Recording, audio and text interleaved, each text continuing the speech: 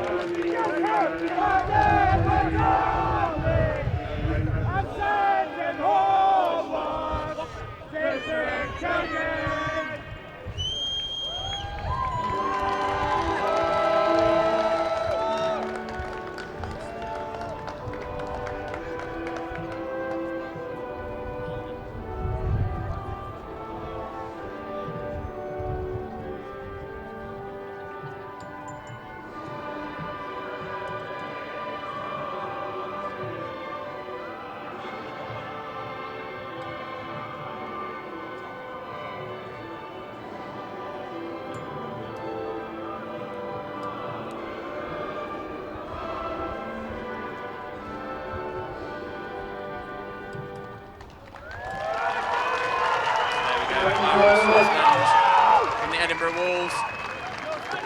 So there we go, Flower of Scotland from the Edinburgh Wolves, and God Save the Queen, obviously, for the Merseyside Nighthawks. Now, we were having a bit of a discussion earlier on about the two sides, how they shape up, how their form has been this season. We talked about the various strengths of the various teams. So we were saying that the Wolves, they've got previous pedigree, 2010, 2012 Scottish champions, but for both teams, the first trip to the Britbowl finals, and you don't necessarily know what each team is going to bring until they get out there and they actually clash head-to-head. Well, yeah, as we saw, as I mentioned, Edinburgh were the outseed and have played Watford and Solent already, so they're used to the big game, the pressure, being the underdog. So what I'm expecting is them to soak up the moment, continue feeling as the underdog, as we've listed, third highest scoring team in the National League. So obviously, but it's just how their defence can handle the Merseyside offence. In the playoffs, they've put up a 60 burger against Farnham, so it's going to be a good game for everyone watching. And I've noted down here the Edinburgh Wolves, their offence last season, 251 points last season. This season, they've managed to produce 397. And the majority of that is down to their quarterback, Jamie Morrison, who has got previous pedigree. He's played for an American school over in the States, came over, and now he's playing for the Wolves. So he's going to look dangerous, and he's going to be the real kind of linchpin of their offence. He is, obviously, and no team can do anything without a good QB, as we've seen. We're just getting a coin toss now for everyone who is watching. But a good QB will be the difference maker. QB can't throw, we're not going to put any points up. So Edinburgh Wolves have gone from what we've been told. Edinburgh Wolves will be receiving, so we'll see how their QB does first play. Shifty, Smithy, McCallum, Buchan, Ross, side. We're now standing literally the other side of the Edinburgh Wolves bench, so we're getting a bit of kind of the pre-game, the coach giving the last instructions before he sends the team out onto the field.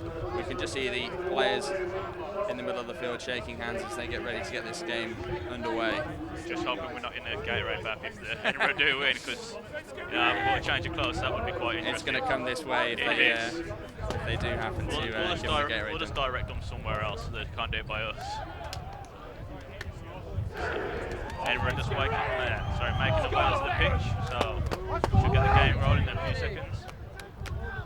And you can get in touch with us on Double Coverage. We do have a Twitter handle at @DBL_coverage. If you do want to get your Twitter messages in, let us know what you make of the game, and our social media reps will pass on the messages to us, and we'll be able to have a bit of interaction with you on that front. So Merseyside getting ready to receive, to kick off. Sorry. Vision's temporarily obscured by one of the bigger linemen from the Edinburgh Wolves. He is a lineman now, so you can't say anything to him. Don't want to be his first pancake of the day. Exactly. There you go, train's just going past, so we've got a bit of an atmosphere from the train. Yes, for everyone watching at home, that is not Hooter, that is the, what we are now, 12 o'clock train heading south. Here we go, Merseyside getting ready to kick off there. Number 90 kick in. Dave Melling, safety, wearing number 90. With a dual roll with the boot.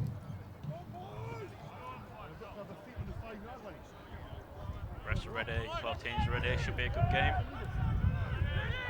Here we go. Here comes the kick and we're off and underway.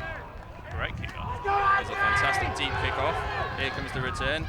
Little Jink, he's beaten one man and he's out of bounds. Talking about 25, I'm sure 22 maybe. So a good return there from Andrew McIver. Apologies if I've said that incorrectly, but Andrew McIver with the return. Just see the big boys coming on the pitch now. Obviously they will be the difference makers. Offensive line, going to give the QB time, sling it around. Hopefully they'll keep the QB clean and Edinburgh should have a few good drives. And one guy you can see centre shot, Daryl Thompson, offensive lineman, 142 pounds. Now he's a rookie at the age of 27, but a guy of that size is certainly going to have an impact in the early stages. Okay, receivers in motion. And the give is to the receiver. Looks like a wildcat as he rolls out, looks for options. And he's dropped it. So that's Lloyd Dignan, the rookie wide receiver, who dropped the pass there. But an unusual start to the game, maybe just trying something straight out the gate to see if they can catch Merseyside napping. Well, yeah, Merseyside wasn't expecting it. I wasn't expecting it. You wasn't expecting it. We was talking about their QB, and the first player was a receiver who was throwing. Hopefully, well, I'm not saying hopefully, but if that's a try all game, it would be interesting to see how Merseyside adapt to it. So Morrison's got two to the right, one wide receiver to the left, and gives it the handoff. Little pitch out. Good tackling by the Merseyside D. Short gain. So it's a short gate from the Wolves. Stuart Galloway, the running back there. Fairly light for a running back at 71 kg, but 10-year vet. His dad used to play for the Edinburgh Eagles in the 90s and the 80s, in fact. And Stuart joined the Wolves in 2007, so been with the team a while. Edinburgh get the first down. He's going. Oh, good break in. He's going. So he's at the 40, 30, the 20, the 10. He could go all the way, and that's the first score of the game for the Edinburgh Wolves. First blood, and it is that man again, Andrew McIver, the guy that returned the punt, who gets the first points on the board for the Wolves. 6-0. Oh, there's been a few whistles. Could be a flag. We'll get some confirmation on that as and when we can see it. The refs look to be signalling. Yeah, there's a flag on the side. Looks like the flag on the sideline. There we go. Here we go. Let's call in.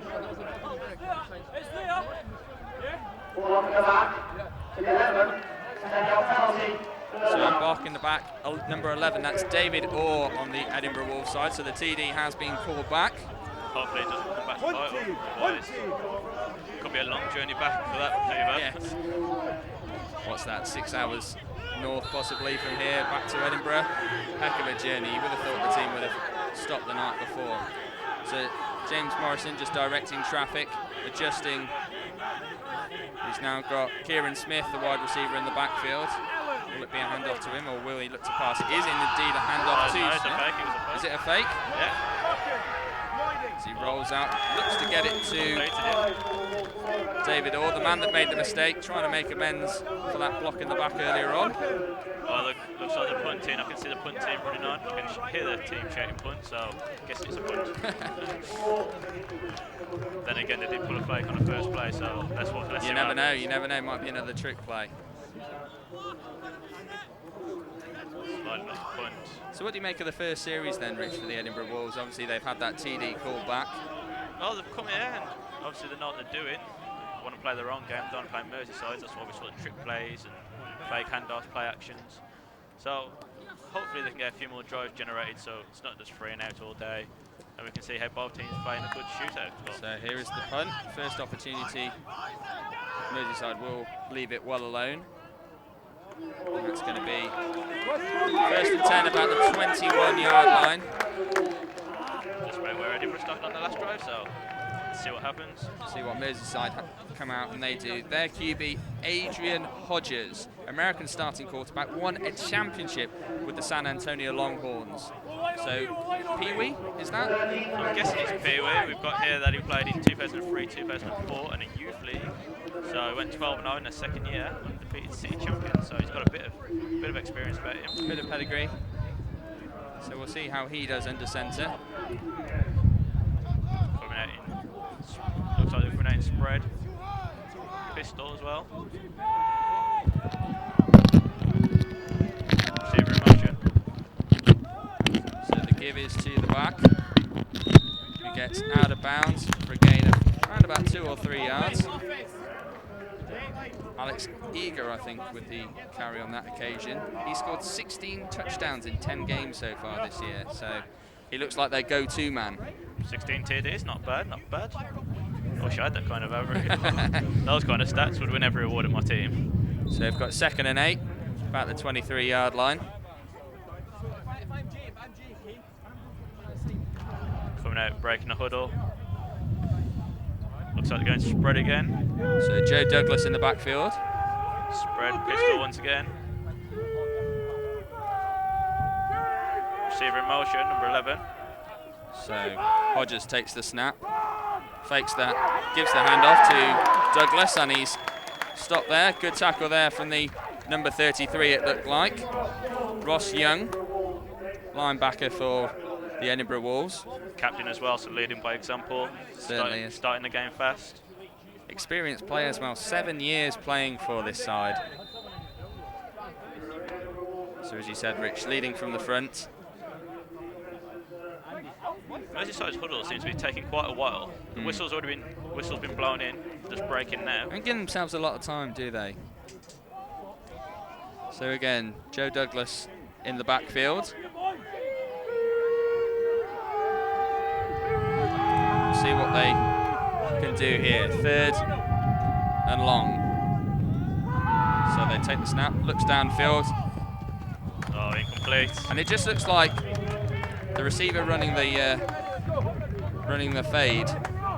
Maybe overran that. Maybe he was looking for a butt hook to come back and get it. Well, the one receiver ran the fade, and 83 ran the quick out. Well, he didn't run a quick out, he ran a deep out, and it looked like he was to 83. 83 tried to jump, just jumped too early, he was underneath it. But as we see, both teams going 3 and out, just feeling each other out at the moment. It's going to be an interesting game if it keeps playing like this. Obviously, we mentioned both got high scoring offenses, 300 plus points both each this season. We could end up with like a 6-9. I would say thriller, but yeah, not for the fans who pay to come in. And that was Alex Eager, the wide receiver that Hodges was looking for on that deep out. So now the punt team unit comes out, gets the snap, gathers it. David Melling there, the safety. It's fielded. Oh, and he falls over. He has fielded it. And he's ruled as down. So that's Andrew McCaver. So now the second drive for Edinburgh Wolves. We'll have another chance to see what their offense can do. I'm expecting them to play the same game. Might come out running this time. So obviously, as we saw, there was passing a lot on the first drive. I'll say a lot, there was only 4 plays. But they were going to pass, so they might get to the run game now, see how it develops. And it was 2 out of those 4 were trick plays, weren't they? So we'll see what happens there. So Morrison under centre. He's got a man in the backfield and 3 to his left-hand side. The give is to the running back, Kieran Smith, and he's tackled out of bounds. Looks like a gain of 4, maybe 5 yards. But then again, we are at a bit of an angle, so we'll have to wait and see. Oh, yeah, 3. So 2nd and 7 from my eyes. Okay, well, as we see, Edinburgh lining up. They're 2 going, backs. Sorry, Karen. Going no huddle, interestingly, kind of looking to immediately inject a bit of pace in here, and Good reception there to the number 11, David Orr, the wide receiver. He's a man that they've gone to on 2 or 3 occasions now. He's certainly a primary receiver from the looks of things initially. It does, but as you mentioned in no huddle, if they're playing no huddle, they won't be doing any substitutions. It means Merseyside can't do any subs. And Merseyside will hope, well, they're hoping they'll get tired, and then they can bring them on and take advantage of that. And Morrison obviously sees something he likes if he's speeding up. He obviously feels there's something that he can do to, something he can exploit. Sort of give there to the back for a gain of a couple. Actually, it was the QB himself that took that on. Not the easiest of angles to see onto the pitch.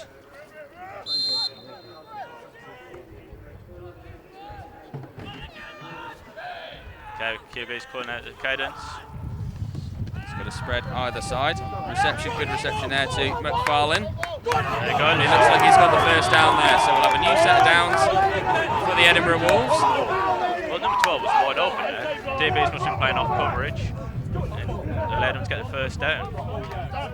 So a good game there for Stephen McFarlane. He's a rookie this year, weighing in at 89 kg at the age of 21. And we'll see what the first down holds here. So with a running play there, tackled in the backfield. Looked like a face mask, but it wasn't flagged. Not sure who got the tackle there. Number 59 from the look of it. As I said, looked like a face mask, but the ref didn't call it. Running back's coming over to the sideline, so certainly seems to be what Kieran Smith there is intimating, that there was a grab there. You don't get every decision nowadays. So 2nd and 10. Morrison under centre. He's got 3 to his right hand side. Looks left, and there's a man wide open. He's overthrown, and is that intercepted? Oh, no. Almost. He tried to get the D with a pump fake, didn't work. DB was there, could have maybe picked it, but it was difficult, he was diving. He did have the wide receiver there, but just overthrew him slightly. There was the option there to make a short game throughout the air. Whistle's blown in. There's been timeout, just waiting to get confirmation on who. So Edinburgh called a timeout, and they're going to talk it over on 3rd and 10. Wonder if we might see another trick play here, Rich. It'll be bold.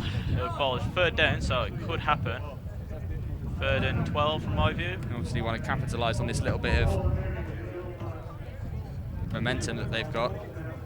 Keep this drive going.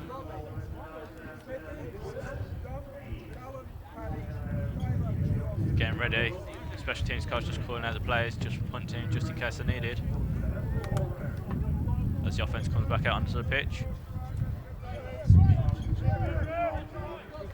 See what Morrison can do. So they're going trips left. So 3 to the left, 1 to the right. Man in the backfield. Just waiting for the refs to blow it back in, and then we'll be good to go. There we go. So Morrison with Stuart Galloway in the backfield. And it's a fake. It's going to be a pass. Looking deep, and he's overthrown his receiver there. Judging by the route the receiver ran, it must have been a miscommunication.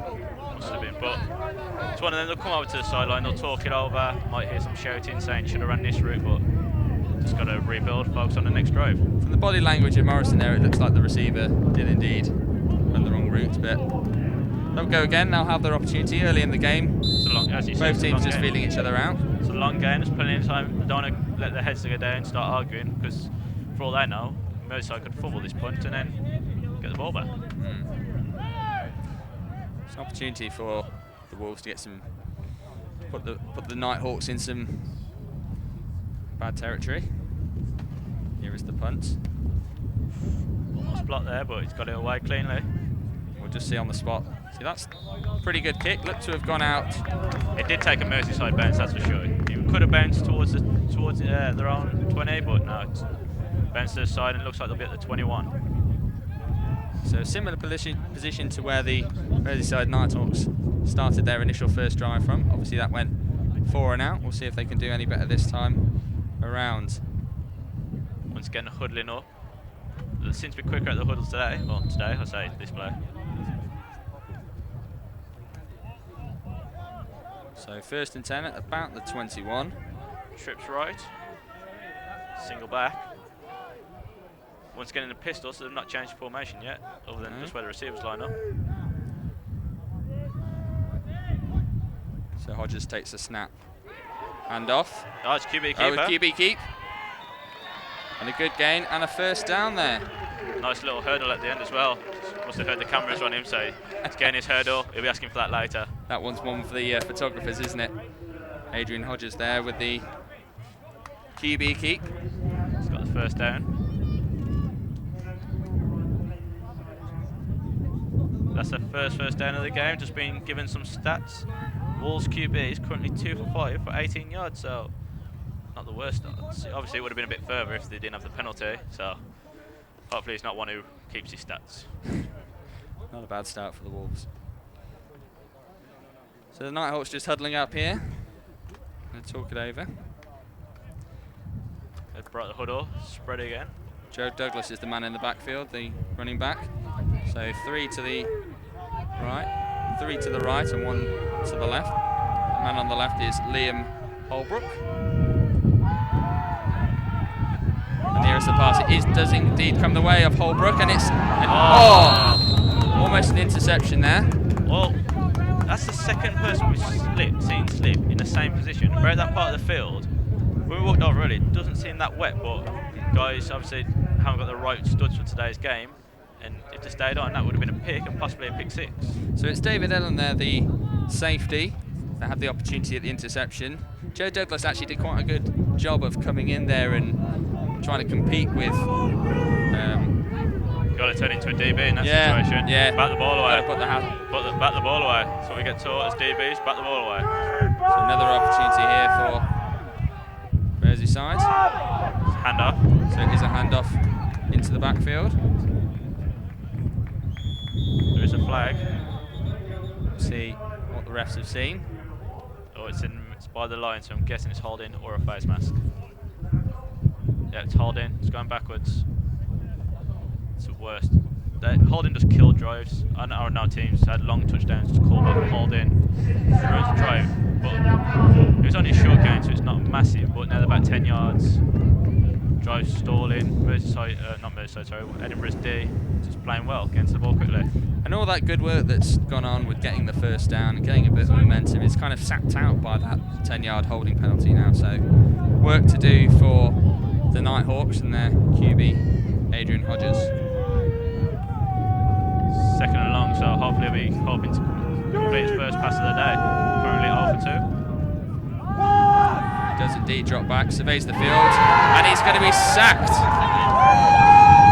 Is that 94? Looks like 94. It's indeed number 94. As we look at that, Duncan Tanner, the defensive lineman. 18-year pro, well, I say pro, 18-year vet. 18-year vet. Started off watching the Glasgow Lions in the late 1980s and then playing for the Glasgow Junior Lions whilst at high school. So he's been playing the game for a long time, as you said, an 18-year vet. Seen it all, done it all. And the QB must have seen the whites of his eyes when he saw him breaking through the line there. Okay, Merseyside 3rd and a bus ride now. Yeah. It's going to take a while to get the 1st down. Work to do. So 3 wide receivers stacked to the left, 1 on the right. Will they look to get to that man on the far side? QB drops back, fakes, he's on the run. He's in his got end zone. 3 in pursuit. Pick that. Throws the ball away and it's been picked off by the number 13 for Edinburgh Wolves. Patrick Bartoszinski, the safety.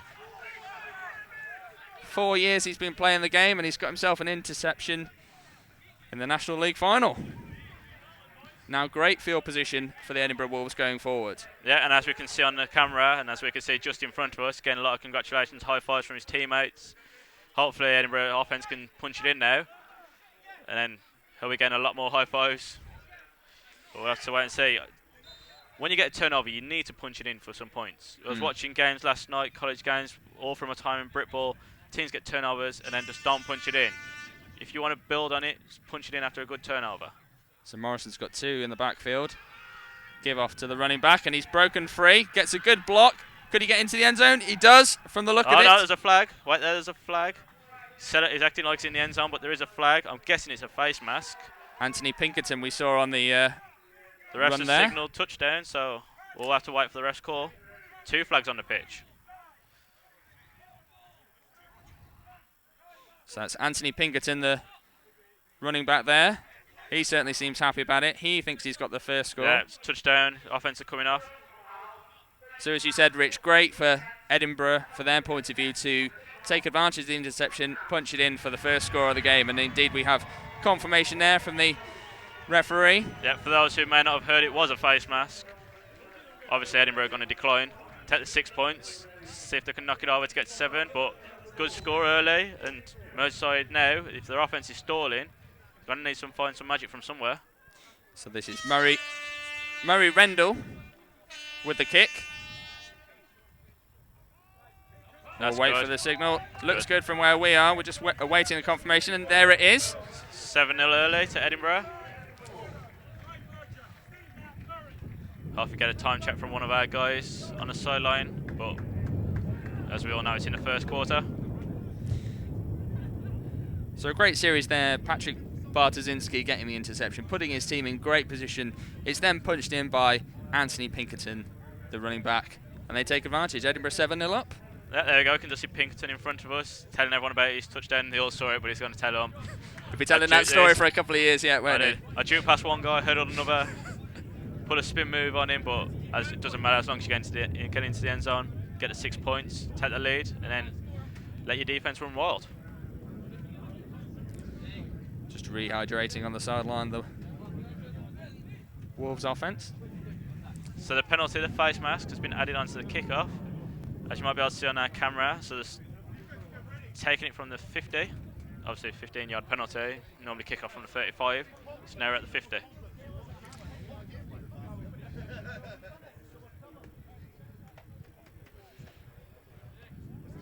So we'll see if the Wolves can put the Nighthawks in some bad field position to start off their next series. Let's wait for the kickoff. So it's like Kieran Smith about to take the kickoff, number 26 for the Edinburgh Wolves. Just checking his left and right sides are ready to go.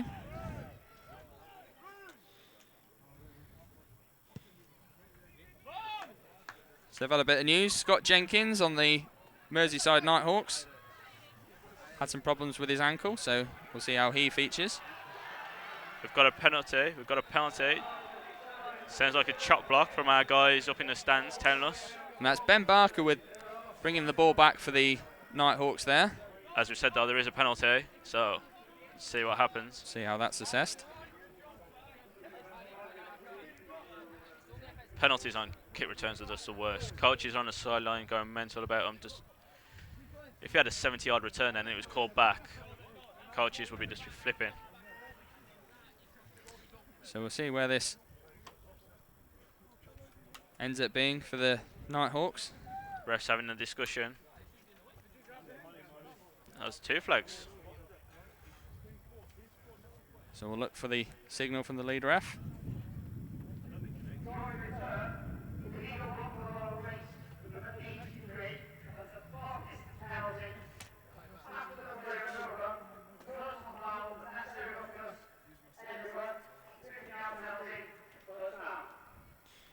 Okay, so 2 penalties. 1 for the Nighthawks. Alex Eager, sorry, ignore me there.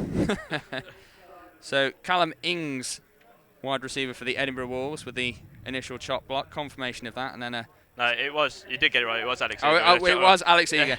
Got 2 number 83s in front of me, and I'm just trying to decipher which one it was. Good job, I've got Rich next to me. As we noticed, though, Edinburgh's was after the play, so they get, obviously Merseyside get the 15-yard penalty added on, so it wasn't offsetting because neither, they didn't happen during the play. One was during, one was after. So it actually gives Merseyside a relatively decent football field position. Looks like they're at the 21 again. Is that the third drive that started there? It is indeed. 21 is not their lucky number today. No, it isn't. So the QB on the handoff. Ooh, sounded like a big hit from down here. It did. See what the gain is. Looks to be a yard or 2, if that. Joe Douglas with a carry, and as we got here, it's the smallest player on the Nighthawks roster. If that's a stat you want, so I don't know if you want that stat. Is that what you want from your running back? Because you look at some running backs in the NFL. Maurice Jones-Drew, of course, was a small guy, a small running back. Is that the kind of thing you want, or? Well, you have to like Darren Sproles in that build, Danny Woodhead, short, nippy, can run and pass. So depends. If you want to be a big running team, then obviously you want a big guy like Michael sort up the gut. Blast from the pass there for some people. Pass falls incomplete. Yeah, incomplete pass there from the Nighthawks. Still yet to complete a pass. That might be troubling. Maybe just taking a little time to find his feet there, QB Adrian Hodges. He's looked to go deep on a couple of occasions. Looks to be a very all-or-nothing quarterback. As I did say, all in or nothing. Been watching the World Cup a bit too much. So the man in the backfield, Joe Douglas. 3rd down. 2 to the, looks to have spread his wide receivers. Pump fake. It looks to go over the middle. Almost picked off. Triple coverage there. It's one of them. Surely another receiver would be open if someone else was in triple coverage. But it makes you wonder, because Alex Eager there, who was the intended receiver, didn't turn around at any point. He wasn't quite thinking he was going to get the ball yet. So maybe he was looking to go deep. Again, maybe a miscommunication between the quarterback and the running and the wide receiver there. That's what it looks like. Merseyside just needs to regroup on the sideline, sit down, calm down. Maybe the pressure of the stage is getting to them. They're like, this is their biggest game. They're like. So 4th and 10. Punt units out. Whistle's coming in. Whistle. Full start.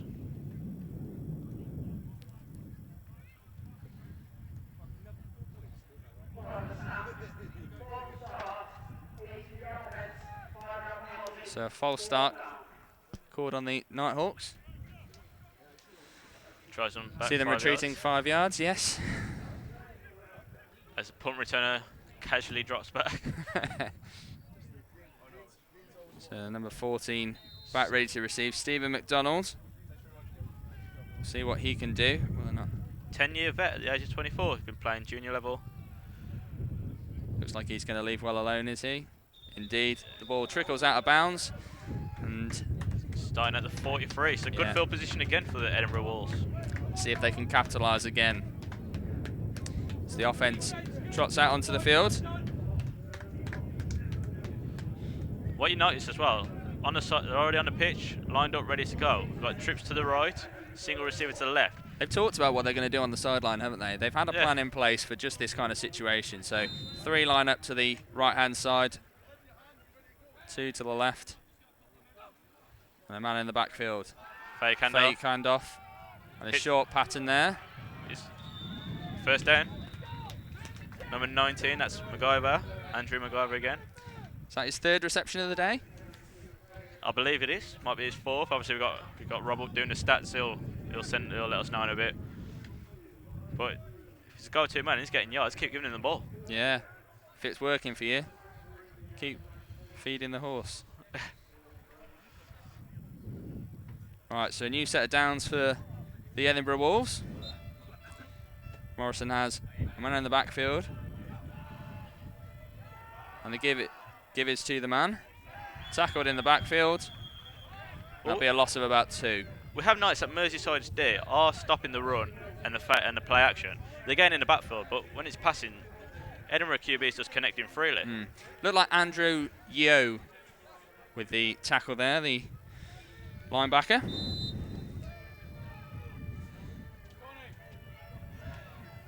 So Nighthawks QB, we're just being told 0 for 5. Oh. And an interception, so not a great start for... QB once again going for his go-to guy, number 19 MacGyver, but this time just dropped it, unfortunately. There we go, nice close-up view of him. Of course, MacGyver was the wide receiver who had the touchdown call back. He'll be looking to get his name on the score sheet. So here is Morrison, looking deep.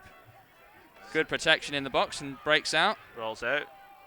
Oh, just short of his man. His receiver was open. It was just short. Obviously thrown on the run. All refs are whistling in. Sounds like a couple of flags on the play, and we'll get confirmation shortly on what the call is there. Well, QB rolled out, so it might be holding defensive lineman's tried to move across. Offensive lineman just pulls a shirt, gets a flag. We'll see what the call is here.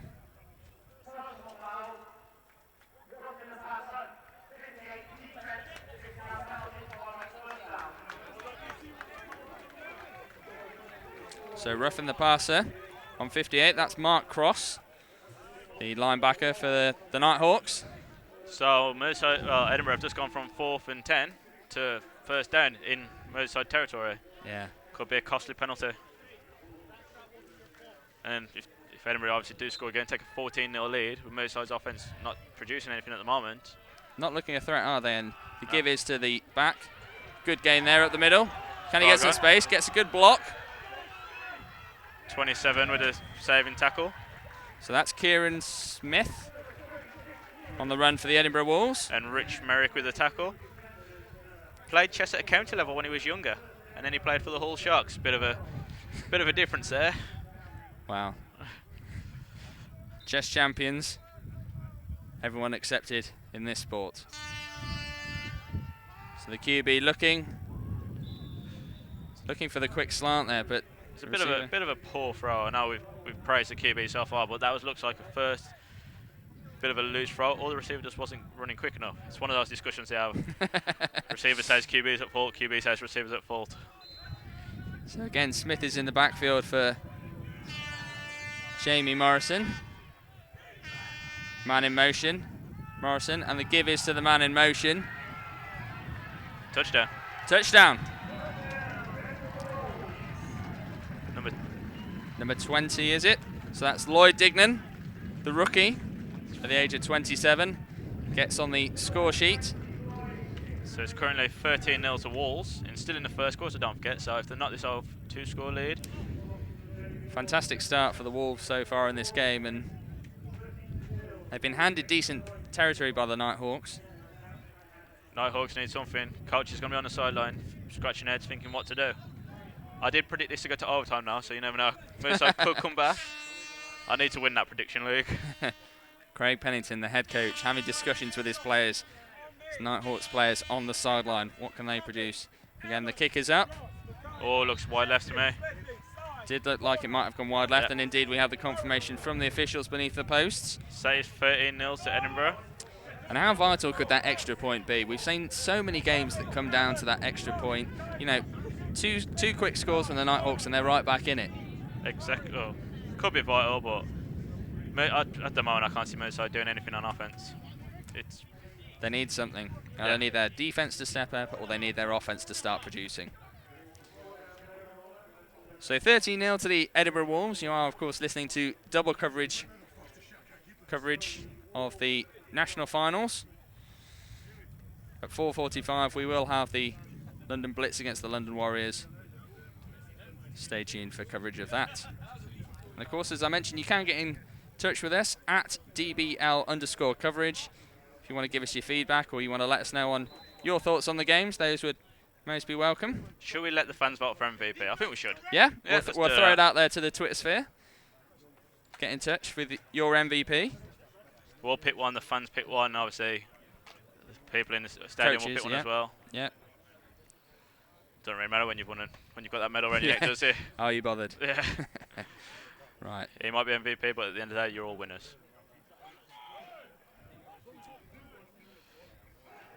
So, the restart here from the Edinburgh Wolves. Oh, there's a flag. A couple of flags on the play. Who threw that flag? It has a great arm on him. I think it's the sideline ref just down here. As you said, probably threw that flag 20 yards. I think he could have had a career at QB at some point. Probably was a retired QB now. Went into referee. Joined Bafra. Wait for the ref score.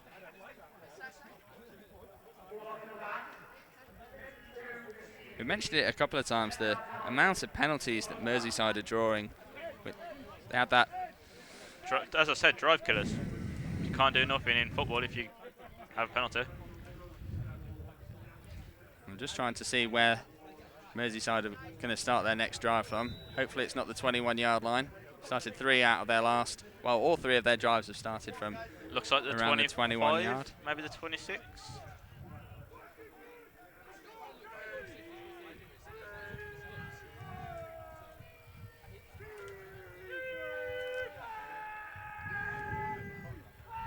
So first and 10, QB looks for number 81, and that's a reception there for the Nighthawks. Number 81, Liam Holbrook, who also plays for Liverpool John Moore Fury. He's a 4th-year med student, gets his first reception today.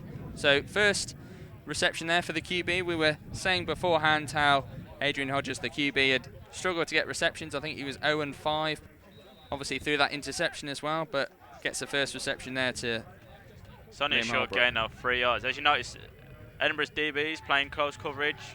Number 1, Callum Buchanan was there to make tackle straight away. No further gain. See what they can do on 2nd down and about 7. It is handed off to the running back. Makes a good gain. Looks like he might have just got to a 1st down. A lot of moves. Powered forward. Looks like 1st down, just waiting for a rest signal. That's Joe Douglas again with the carry. Yep. To have been about an 8-yard carry on that one. Chains are moving. It's a 1st down. So 1st down for the Merseyside Nighthawks, and they get the chains moving for the first time in today's game. Still in this first period, if you are just tuning in. And there is number 2, QB. Just walking his team up to the line. Once again in the pistol. They are getting out of the huddle a bit quicker, though. Must have heard us talking about exactly. it. If they win now, it's our coaching tips. So 2 wide receivers left and right, man in the backfield. QB takes it, and there is the pass. Another reception. It's got about 9 yards, number 80. But once again, DB right there. Right away, mate. Tackle. Stops further gain. So it was Tim Parr there, the wide receiver. This Britbowl game itself, his 111th game for the Nighthawks. He's their longest serving player at 36 years old. Offensive player of the year in 2005 and 2007. So 111 games. It's a lot. For the same team. My question is, who was counting? Probably Tim. So just shy of a 2nd 1st down. Probably about 2, maybe 3 yards there. See what Hodges does on this play. Has he kept it himself? He does. He rolls out to the right-hand side and picks up the 1st down. There you go, QB. That's the 2nd time he's kept the ball today, and I believe that's the 2nd time he's got a 1st down. So, obviously, if his arm's not working, use his legs. No hurdle on this occasion, though. We saw the run earlier on, hurdling a man to get to the sideline. No hurdle this time out. Because the cameramen are on our side now. If we look down to our side, we can see the cameraman. Well, I say cameraman, photographers, sorry, taking the photo, so he's saving it until he comes over to the left. So they're just over halfway here. Nice close-up shot of the QB there. We can see, again, 2 to the left and the right. Hodges again. Oh, spins out Gets again. wide.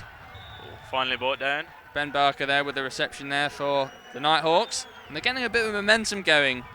Hodges seems to have found his rhythm. He's finding his receivers, especially on that right-hand side. Seems to be a favourable target area for him. Oh, a big difference as well, as you might have noticed. The D-line aren't getting through. In the first few drives when he got sacked as well, the D-line were getting through, putting on pressure.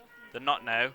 Big guys up front doing their job, keeping him upright. And you wonder if Craig Pennington, their head coach, has just made some adjustments on that line, just to give his QB a bit of protection, a bit of time to drop back and assess. So again, we see them come out in the pistol formation.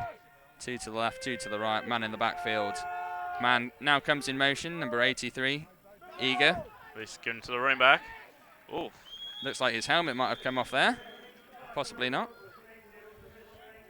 It's number 85 with the run there. Joe Douglas, the running back. looks like he's looking like a gain of 4 yards to me. As we're now in Edinburgh territory for the first time, see what they can do. If they need, I think they need to punch it in on this drive. They need to score, don't they? They do. If they want to keep pace with what the Wolves have been doing, and they've been impressive the way that they've come out, and they've got the 2 scores early on the board, they need some kind of response. If not for the scoreboard, but in terms of morale, they need to keep their heads up. So the QB slightly deeper on this. Get some good protection and a good reception there. Looks like Ben Barker again, finally dragged out at the 23, 24. And you can see Barker really happy with that one. Yeah, the fans celebrating from over here, so they must be doing something good. The Scottish fans have suddenly woken up in the stand opposite us. We can see them around the St Andrew's flag. And a nice shot there of Adrian Hodges. And Ben Barker, obviously number 11. Again, they come out. 2 wide receivers left and right. Obviously more space on this left-hand side should he choose to exploit that. Man in the backfield. Another man in motion. That is Barker, the man in motion. And it give is to the running back. Great tackle. Great tackle by number 14. Stephen McDonald. Great tackle. McDonald had a few years break. He had played American football before, had a short break and was reintroduced to the sport by Stuart Galloway, a teammate, of course, on the Edinburgh Wolves team. Come back into it. He's been playing American football for 10 years. Again, obvious that he played juniors from the fact that he's only 24. Start him young. That's what we need to do. Get the young guys getting involved. Get them sent over to America, hopefully. Raise the game over here. So Hodges drop backs, looks, fires right, just over the outstretched arms of Barker there. He seems to be targeting Barger more. Barger? Yeah, it says Barger more often. Former GB Lions guy, so, you know, if you've got the talent, use it. Yeah, certainly. He's certainly got that experience, but hadn't got free early on in the first period. See, they've made some adjustments. QB's got a bit more time back there, and he's able to find his receiver.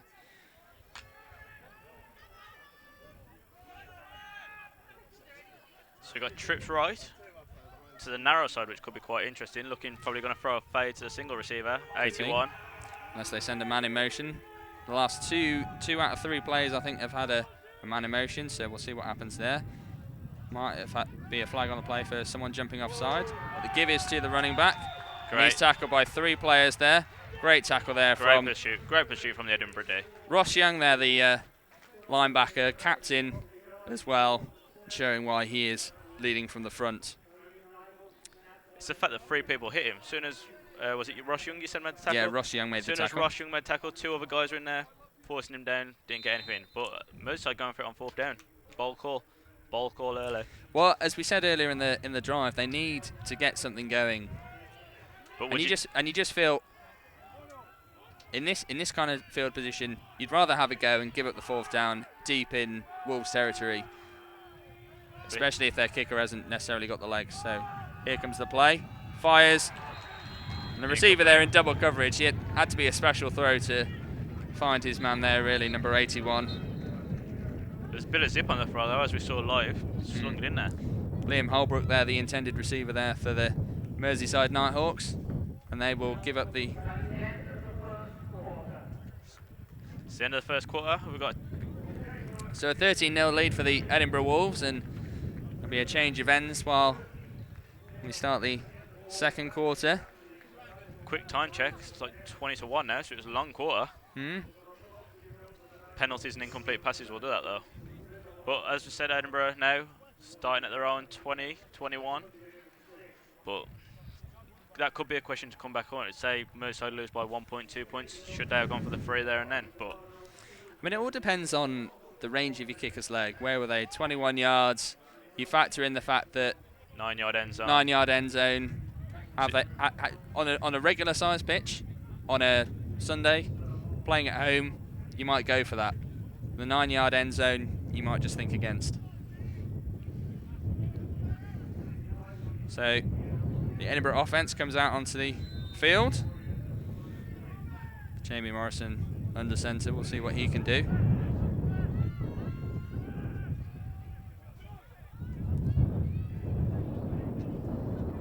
Tackle there for a couple of yards gain.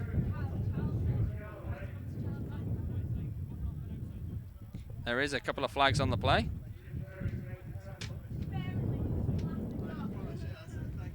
I'll let you know what the call is in just a moment. Far side of the pitch, so I couldn't see myself.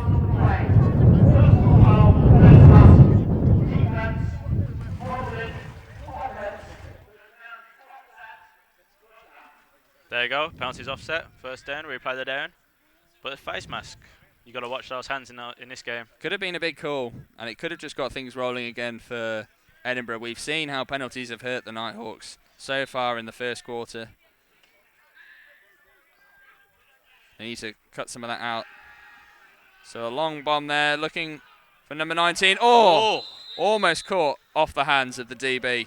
The battle of the 19s there. Both players wearing 19. Andrew McIver, that we saw have so much success earlier in that first quarter. And Deval Merchant for the Merseyside Nighthawks, the man that just did enough on the day. But if next time, maybe bat it down. Yeah, but if McIver had caught it, you know, he would have been in. So the QB shrugging off 1, 2, gets it to McIver. Oh, ref on a flag here. Once again, ref on a flag, a good 25 yards. He might be the best person with a throw might be the best QB we've seen today, possibly. So we'll see what the call is from the officials, getting together and having a discussion.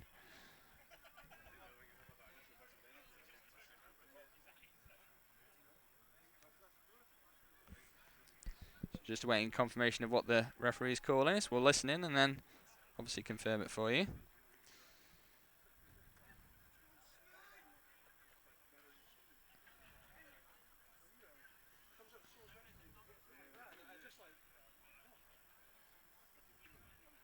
Here we go, ref call.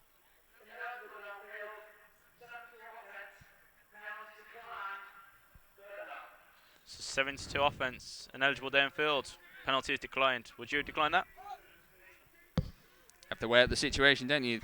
Head coach has obviously got something in mind. It's third down, probably going to dial up the blitz. But not sure. Looks like they're only going to be sending 4. Maybe they're sitting back looking for the interception. 55 moving up. Oh, no, it's dropping into coverage. Now he does drop back. Good pocket. Looking again for McIver. Oh. 51 there for the Nighthawks. Just did enough. Phil Holker. He was there to make tackle. He would have, well, I say he would have. Like, I know what would have happened, but he was there, could have made the tackle, so Edinburgh would have been punting anyway. Another one of the success stories from the junior team at the Nighthawks. Came up through the ranks. One of the first players to do so there. Phil Holker. In the end, batting it down. But again, Jamie Morrison looking for his man, McIver. He's having a good day so far. Certainly a target man for the Wolves. Wolves punting. I think this is their second punt of the day. Yeah. And here comes a punt. Almost charged down there. And that's going to go out of bounds. As you notice, Merseyside territory. As you notice, the punter is when he's getting the ball, he's taking a step to the left and then kick it diagonally. Instead of most punters to stay there, drop back. Well, they don't drop back, but they stand there and launch it forward. So maybe he's planning to kick it to the sideline. Scared of the Merseyside returner, possibly. Possibly. He's trying to negate that. Yeah. So looking for the sideline. But in doing that, it's obviously taking more time, and there could be the situation later on in the game where that comes back to haunt him. Maybe it gets charged down. A couple of occasions we've seen it's almost been charged down. And there we just see the Edinburgh Wolves head coach, very smartly dressed, probably the best dressed man around today. Merseyside offense back on. Receiver in motion. Fake, and the give is to the running back for a gain around about 5 yards. They keep going in motion now and they keep giving it to the running back. That might be something Edinburgh key on, end up biting on it, and then 83 comes on motion, gets around the sideline, runs down the sideline, finds the end zone. Possibly something that Craig Pennington, the head coach of the Merseyside Nighthawks, is trying to do, obviously, to just try and mix it up, try and give his quarterback a bit more time back there in the pocket. You know, offensive coordinator Joe Black's got a play or two up his sleeve. So wide receivers left and right, man in the backfield. Hodges looking for the pass. Man rolls out to the right-hand side. Good and catch. that's a good little gain. So Nathan Dews there, wide receiver. Yep, Nathan Dukes. Attended the 2006 NFL Europe camp. So all right for some. Played for the Chester Romans from 2006 to 2008 before joining the Nighthawks, and gets himself his first reception of the day. Seems to be a lot of experienced guys on the Merseyside offence. We've got a few players played GB, NFL Europe. So a good pedigree. They just need to knit some of it together. Again, they're coming out in this spread offence. they haven't gone out of the pistol yet either. So not deviating away from the game plan. QB drops back, good protection, steps it in the pocket, fires, going deep. His receiver's there. Oh! Caught. Touchdown. Fantastic play there. Number 83, Alex Eager. Adding to the touchdown total. And we said, didn't we, that the Merseyside Nighthawks needed to get themselves on the board. How big has that play been?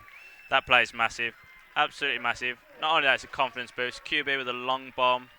He's been having a poor game so far, but now his confidence is going to be through the roof and maybe start connecting with more receivers. And adjustments made on the offensive line. He was given time to step up into the pocket. He had time to throw the pass and actually threw that into double coverage. There were two DBs that were back there. And yeah, but the receiver did have a step on him. So if throwing it in front of the receiver so the receiver can run onto it, falls safely into the basket, snag it in for the touchdown. So 13-6 now. Obviously the Edinburgh Wolves still lead, but the Nighthawks are on the scoreboard. Can they have the extra point? The hold is good, and the kick is up. Wait for the signal. Just awaiting the signal, and there it is. So the extra point is good. So it's the Edinburgh Wolves 13, Merseyside Nighthawks 7. Just a single score in it now. So that's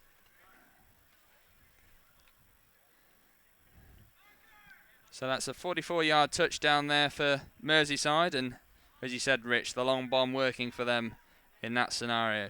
Huge play in terms of the game, huge game in terms of huge play in terms of yards as well. Well, you did say earlier the QB loves to throw the deep ball. As we said, all in or nothing, as we stole the hashtag off Adidas, but he went to the short game, short passes were working, and then Edinburgh came up, expecting a short pass, and then he threw it deep and scored a touchdown. So, as I said, game plan has changed. Gone from the long pass to the short pass, and it worked. The kicker just getting ready. He's having a quick word with the ref before he can go. Whistled in.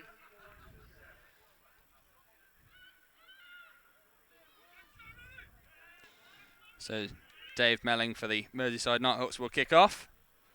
The kick is fairly deep. Fielded well by the Wolves, who bring it back into the middle now. Needs a couple of blocks. Sheds a couple. He's off down the right-hand side. He's got maybe two men to beat. Good tackle there. Tackle that needed to be made. Oh, no, he's got the ball. The kicker's got the ball. Merseyside ball. Wow. So Dave Melling, heck of a play there. Kicker, tackle, fumble, strip the ball, recover the ball. Oh, no, they've changed their mind now.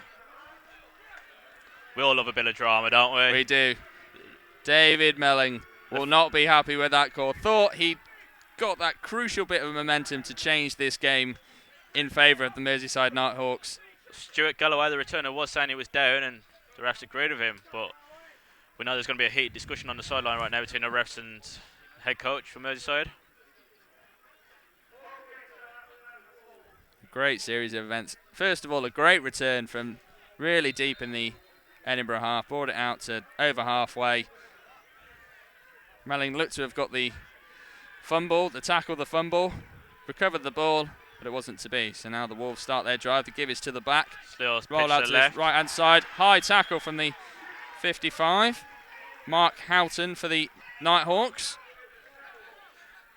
As we said, Merseyside stopping the run. It's a pass where they seem to be struggling today, but they're getting there. Obviously, they'll be boosted from that touchdown and the fumble that they believe is their ball, so they want to prove a point right now. So Stuart Galloway tackled in the backfield there for a loss of around about 3 or 4 yards. We'll see if Morrison can get his team going. Again, he tries the deep pass.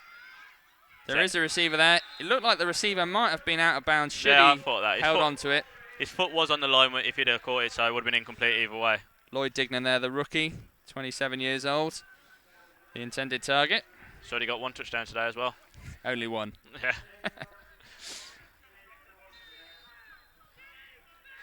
Once again, no huddle from Edinburgh, ready to go.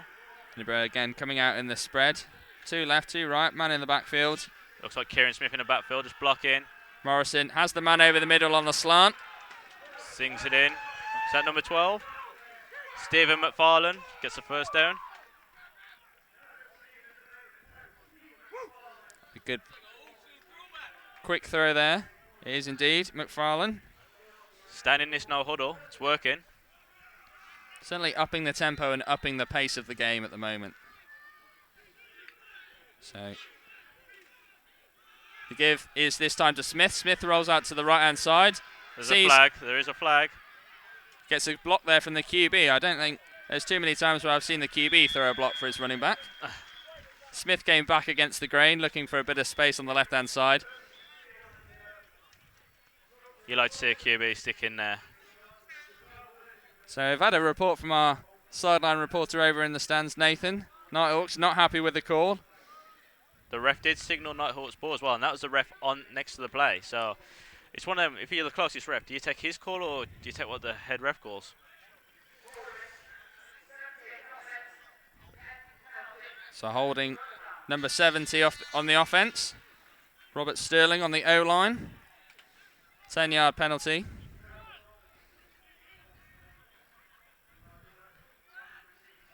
So we talked about penalties being really harmful for the Nighthawks. They've got one back there in their favour. So number 20 here in motion. The QB will hold on to it and overthrows his receiver. Number 27 from Merseyside, Rich Merrick, wasn't looking at the ball then, just wanted the big hit. Paying attention, he probably could have got the pick, but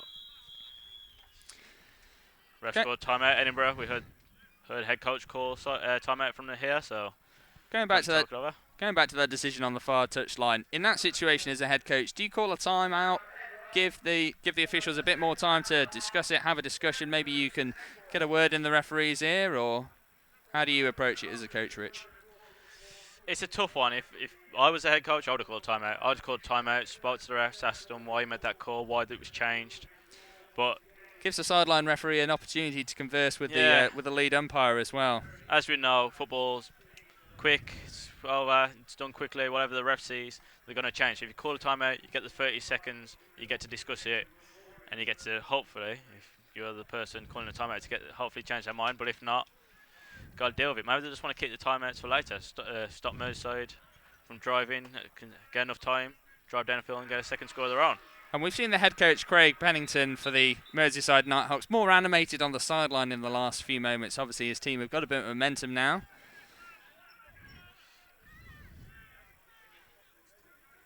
Chatting to some of his coordinators there, just going through some.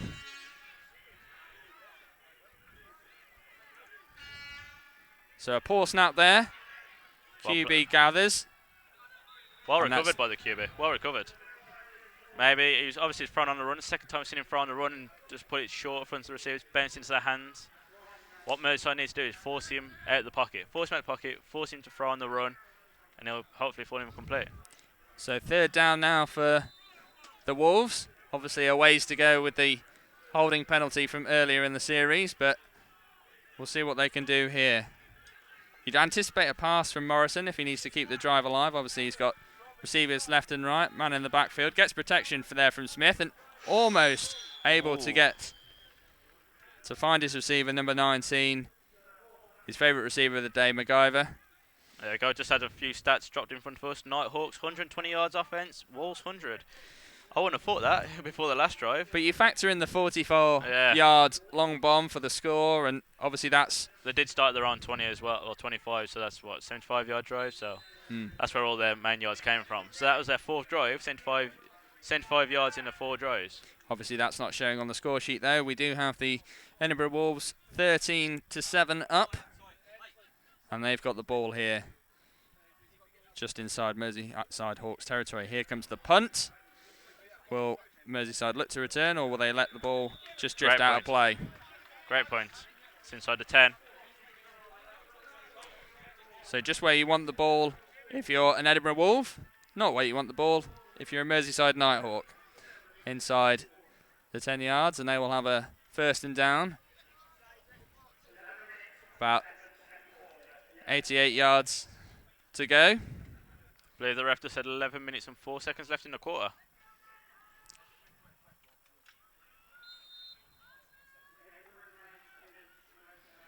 So once again, that is 11 minutes left in the second quarter. It seemed like there'd be less time than that. That drive was quite a while, but obviously not. But as you said, a couple of passes and doesn't take that much time off the ball. Looks like there might have been a fumble there. A couple of Wolves diving on the ball. Ref signalled Merseyside. Yeah, Merseyside. So Merseyside, after the fumble, will retain the ball. Relief all around for the running back. Once again, going into the huddle and a little chat. Right, the huddle has got a lot quicker. It has. Starting off earlier on, maybe just a bit of settling down the nerves, talking guys through their patterns, what they have to do. Adrian Hodges taking control of the situation, trying to get him a bit of momentum going. So Hodges steps back. Quick pass out. The receiver's got it. Shrugs off the first tackle. Good gain, 7 yards. Be about 3rd and 3. So Liam Holbrook again had a couple of receptions now. He's not having a bad day at wide receiver. Well, Merseyside QB is throwing it around to all his guys. He's not targeting one guy, he's throwing it around to all of them. Getting the job done. Spreading it around.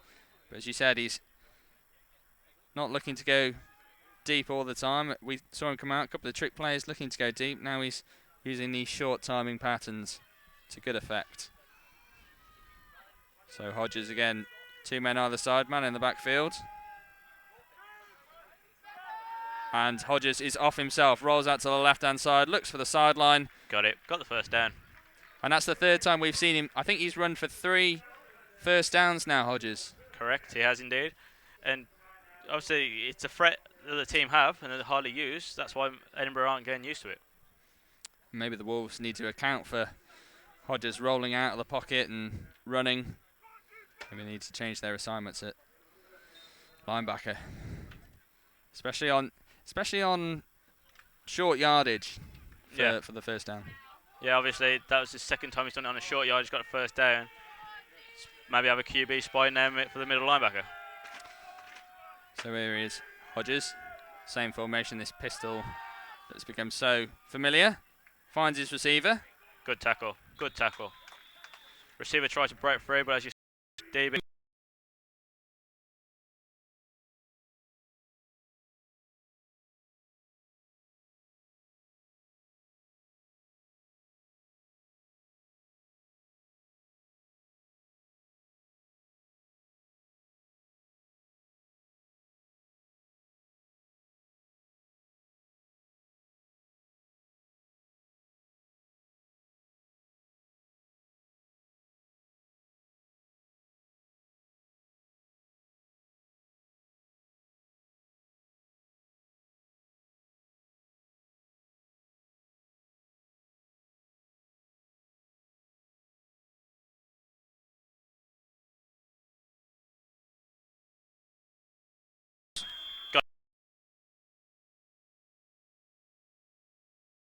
Intended target for Hodges. Offensive coordinator, wide receiver coach won't be happy with that one. No. It's a good throw. You've got to catch it, turn upfield, try and make a play.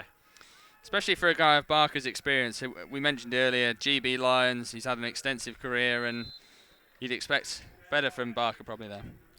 I would. If I was that coach, I'd expect him. If I was QB throwing it, I'd be like, that's my guy. I can trust him. But sometimes you just drop him. Sometimes you catch him. So now we're 3rd and about 8. You'd expect Hodges to come out here and look to throw. Maybe high snap, but it was a great recovery by the QB. Throws it over the middle. Oh, that's a great reception there. It's a brave throw. Very brave throw. Over the middle, rolling out to his left and over 2 linebackers. And that's Alex Eagers again. Hodges has gone to him the last 2 plays and threw that there between 2 linebackers there. Maybe a mismatch there. It was a good play, but he won't be doing it again.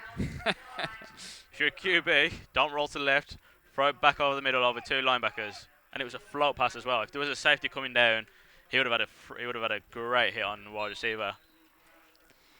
So the Nighthawks move the chains.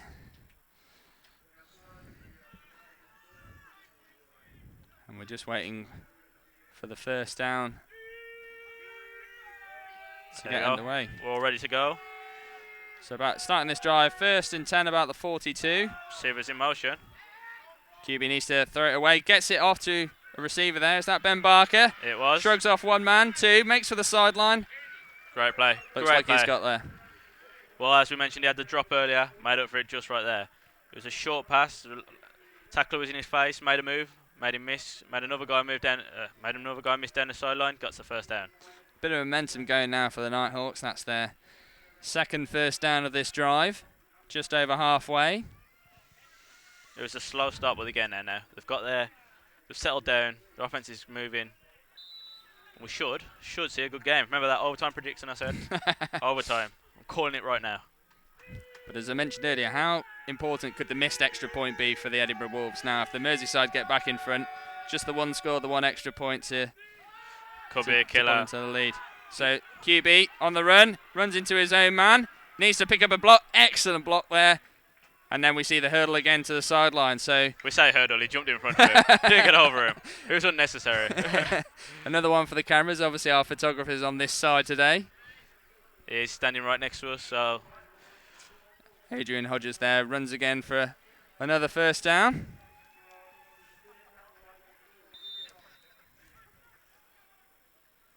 So the Nighthawks a lot more confident after this shaky start. You can feel that momentum is definitely on their side.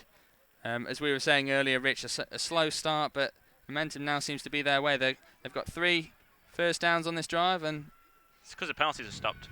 And Edinburgh started getting penalties. That's the difference. Penalties, killing the game. So Hodges, again, 2 men to the left and right, and the man in the backfield. He keeps it himself, shrugs off one.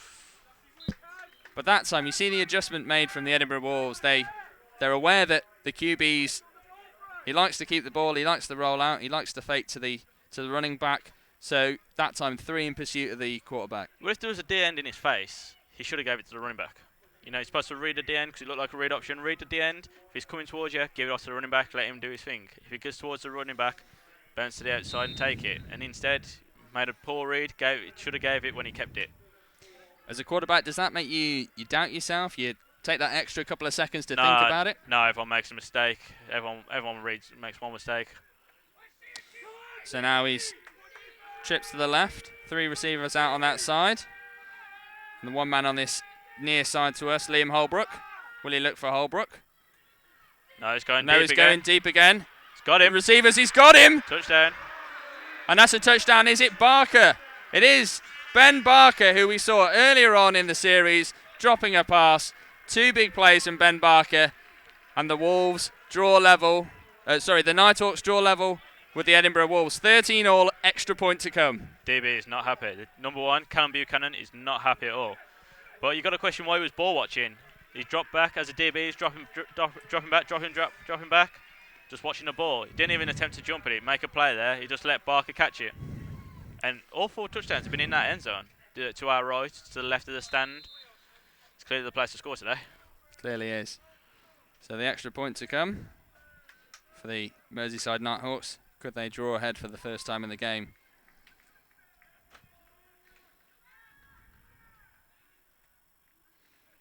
Hold is good. Kick is up. Looks to have gone through. We're just awaiting confirmation, and there it is. So the Merseyside Nighthawks draw 1 point ahead. They now lead 14-13. So that touchdown, another long one for the Merseyside Nighthawks, a 42-yard long bomb to the same corner to Ben Barker. 42 yards, 44 yards, doesn't matter. They all end up in 6 points. But you've got to question Edinburgh. As I said, DB was just ball watching. You can't do that. If both teams come to the Premier League, they'll play teams like East Kilbride, Tamworth, passing QBs. If DB's just going to ball watch, we get thrown on all day. I'm looking forward to. I've been looking forward to this game as a Premier League player in the north. Both teams going to come next year, hopefully, and we get to see how they do, and look forward to playing them next year. So we're just awaiting the kick from the Nighthawks. Looks like David Melling about to take the kick. He checks left and right. They'll look for another deep kick into Wolves territory. We'll need better There is the coverage kick. this time. Into the backfield, is it? Touchback. Touchback. So the Wolves will start their next series on the 20-yard line. So we see the offense trot out onto the field. We mentioned earlier the size of the offensive line for the Edinburgh Wolves. Really big offensive line from the look of things. Yeah, you can see them in front of us just running out. Big guys. QB, obviously they're in a shotgun, so QB make passing lines for him to see downfield and complete the passes. So can't be long left to go in the second period. Obviously we'll let you know when we have a 2-minute warning. So the Merseyside QB 10 for 19 for 162 yards, 2 TDs and 1 interception. What's more important is that now he's at 10 for 14. He started on 0 for 5, now he's 10 for 14. He's turned it around. He's gone to the short passes, like I said, short passes, draw the DBs in, boom, hit him over the top. It's a strategy that's clearly working for Adrian Hodges and their head coach, Craig Pennington. I believe that was the first time we just saw Edinburgh go into a huddle. Interesting. Maybe a bit more to talk about. So the give is to the running back. Looks like number 44, Pinkerton. We saw Pinkerton earlier on with the First touchdown for the Edinburgh Wolves. Opening touchdown of the day. Now they're going back to Pinkerton. Once So again, huddling up. going into that huddle. Not something we saw in the opening. Well, the offense has started to stall of late, so offense was stalling, getting a huddle, calm everyone down. So number 51, Phil Hoker there, organising the Merseyside Hawks D. Gives it to Pinkerton again, but for no gain. As I said, Merseyside's D against the run, solid.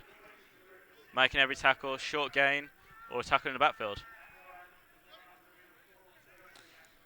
So no gain there for Pinkerton. It will be 2nd and 9.5, and that's probably being generous. 9.5 on a good day. So we'll see now what Edinburgh Wolves can do with Jamie Morrison. And he's going Deep pass.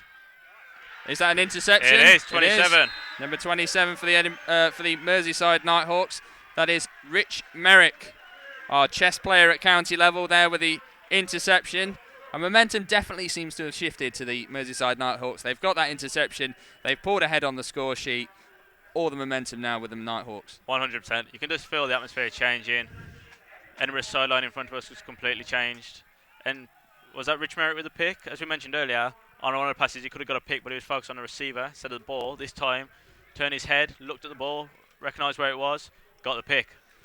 The defensive coordinator, Neil Mingord, maybe just had a word with him, telling him to cue onto the ball. Obviously it worked. Good coaching, Alice. Merseyside coming out again, breaking the huddle. Spread. And this is going to have an effect on the Edinburgh Wolves defence, isn't it? They've only just come off the field. They were hoping for a bit of a break. The offence is on the field. They've given it up.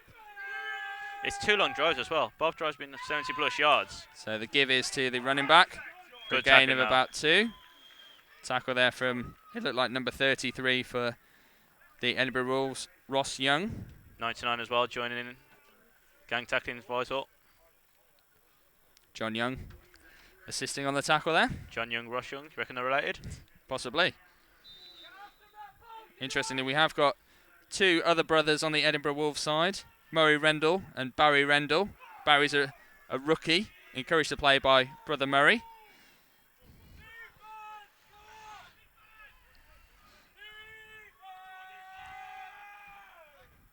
So, full start, full 83. start.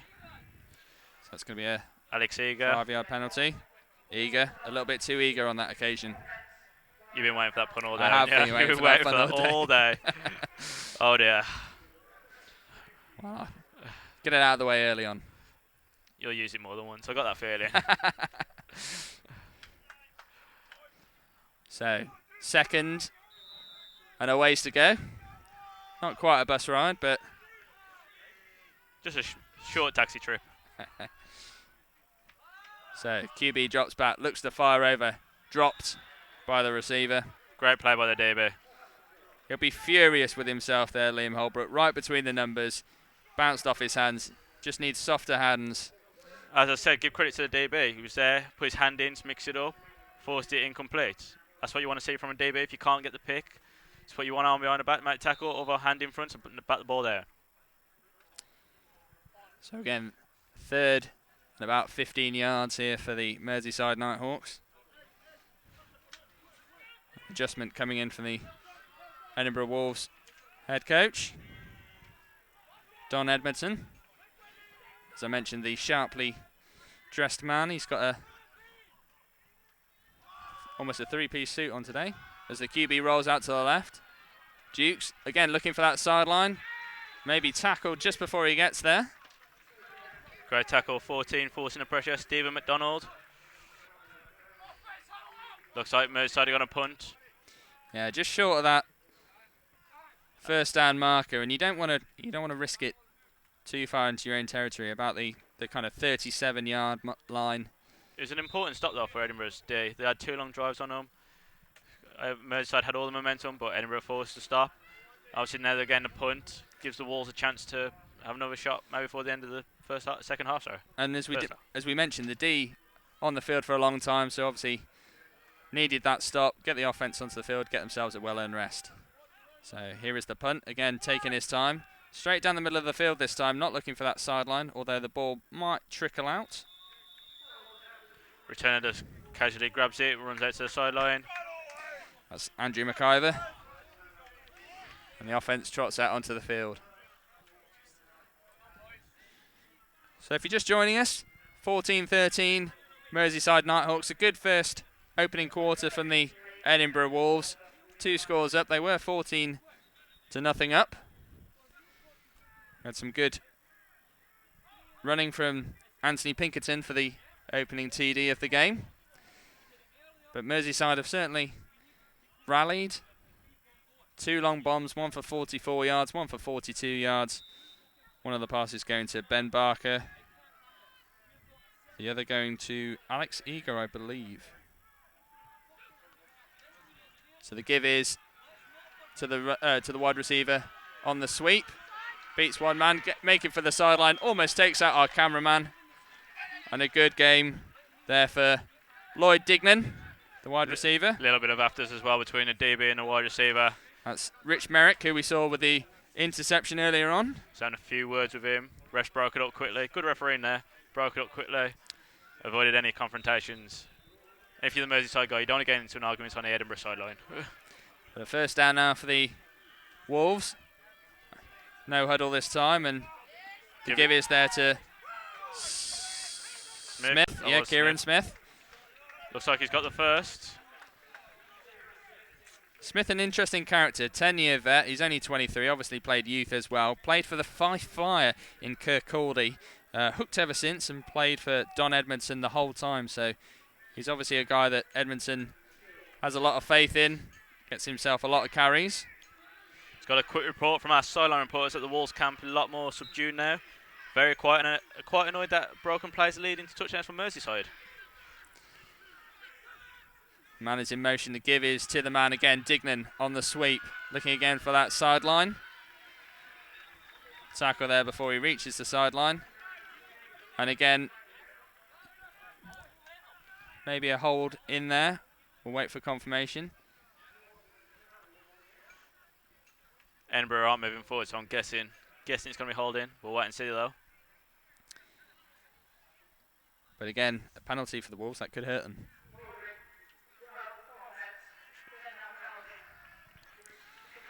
So that is a hold. Stephen McFarlane, the wide receiver, the rookie.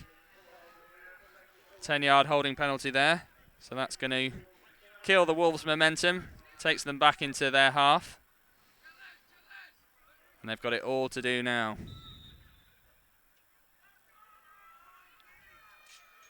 Apologies, doesn't quite take it back into their half. So the give is again to the back. The Wolves trying to run the ball and tackled. Said it many times now, Merseyside's day can stop the run. stopping to run every play, other than when they're coming in motion, the jet sweeps. Morrison again. They're going to Kieran Smith.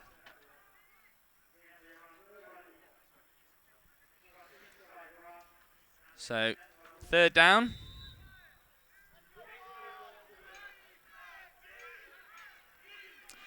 So just looking at the penalty yards there, Nighthawks 35 yards, the Wolves 20. Oh, he did fumble it, but he caught it. That was lucky. Lucky. That's what you get for carrying the ball in one hand. I mean, he had the ball tucked under the one arm, but you need the other hand to come over and protect that ball, and Smith was lucky there that that wasn't ripped out for a fumble. Merseyside guy is down, number 93. There are a couple of flags on the play as well. We'll wait to see what the referees decide. Number 93 has sat up there. That's a good sign. He's slowly getting up. That's what you like to see, an injured player getting up. As you said, that's number 93. That's Stephen Kilgannon, defensive lineman for the Merseyside Nighthawks, just making his way to the sideline. He'll get checked out and hopefully will be back on the field shortly. Refs and Merseyside having a conference, so the penalty will be against Edinburgh. Well, that's the last thing that the Wolves needed at this point. We'll get you a time check shortly.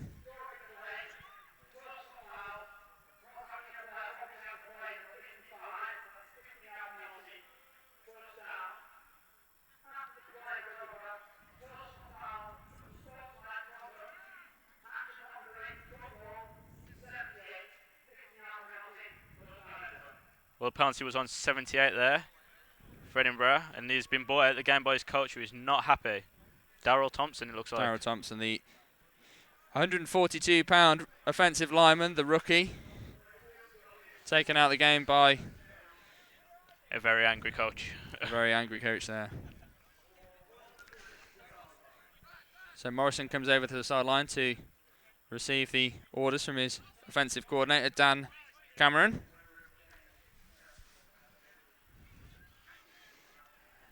The Wolves, unlike them, huddle up, get the play in there. And they're going to come out with splitting the wide receivers left and right. Smith is in the backfield, and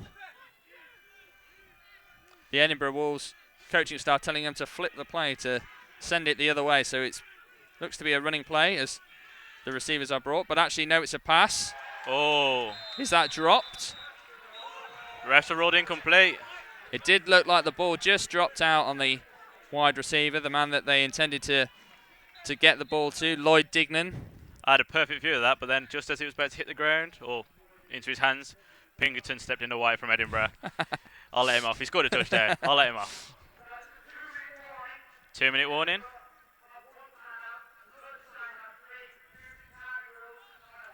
So as the rest have said, 2-minute warning. Edinburgh have got one timeout left. Maybe they'll use it on this drive, I'm not sure. Maybe it's to get into field goal position. Shoot the clock a little, go for a field goal just for half time. Well, the clock stops on the 2-minute warning, so they don't need to use anything yet. But if they decide to run the ball, here comes the pass. The Nighthawks DBs are signalling incomplete, and the refs agree. Just got news on number 93 from Merseyside. He's gone off holding his left wrist, which has been assessed, and he's a key D-line player. Could be a big loss for the team. That's Stephen Kilcannon for the Merseyside Nighthawks. We'll bring you more on him as and when we get it.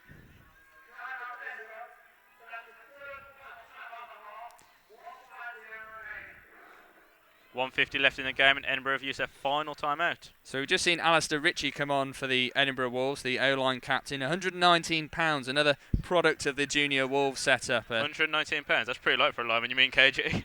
Sorry, KG. Always did suck with my metric. So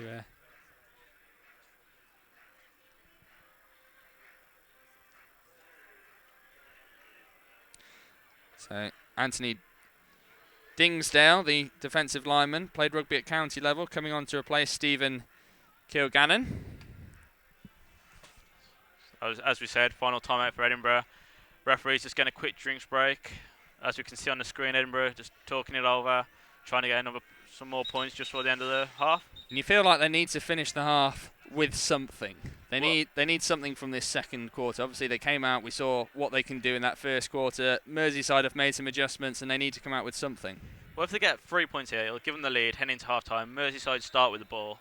So they need points. They do need points. The worst thing that could possibly happen is a turnover. Merseyside drive down the field, score, get the ball back, start second half, score again. It's a 2-point game, 2-score game, sorry, and then they're out of it. So Morrison pumps, fakes, completes. Okay, it's so wrapped first up. down. Was it MacGyver again? No, it's number 11. No, it's number 11, so it's David Orr with the reception there for the Edinburgh Wolves. Still trying to make amends after his early flag in the first game at callback, and Edinburgh touchdown. Indeed. So inside the 20 now for the Edinburgh Wolves. Can they? So 1 minute 39 left on the clock. You might not be able to see it, but I can see the kicker get warming his leg on a sideline, but So he might not need to. So the QB throws the ball away to save a bit of time on the clock. As I said, Murray Rendell is on the sideline warming up his leg. He's getting ready just in case the moment comes to it. So 2nd and 10, about the 18-yard line. Morrison weighing up his options. He's got a man in the backfield in Kieran Smith. He's got 3 wide receivers to the right. Fakes, takes it on himself. 1 man to beat. And he's wrapped up there by 3 or 4 Merseyside Nighthawks linemen. Is that 55 with the tackle? Mark Houghton. Good reading of the play. As I've said it numerous times now, Merseyside's D can stop the run. They're reading what's happening. They're all getting there. Good pursuit. Gang tackling. Stopping the drives when it's a run. And they're accounting for the QB as well. Morrison there rolling out. We talked about the fact that when the Merseyside Nighthawks QB rolls out that they're not accounting for him. Well, Merseyside are accounting for their QB. So reception there for MacGyver. Or was it? Yes, it was. MacGyver. Okay, 44 seconds left in the game. Going to quick report that a few players have been complaining about the slippy pitch, which I've mentioned earlier when 2 guys fell over. But there's been no rain, just overcast, so...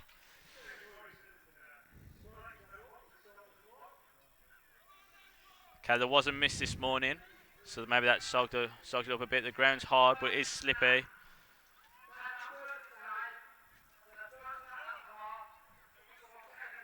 Edinburgh did spike the ball there, but Merseyside called a timeout, so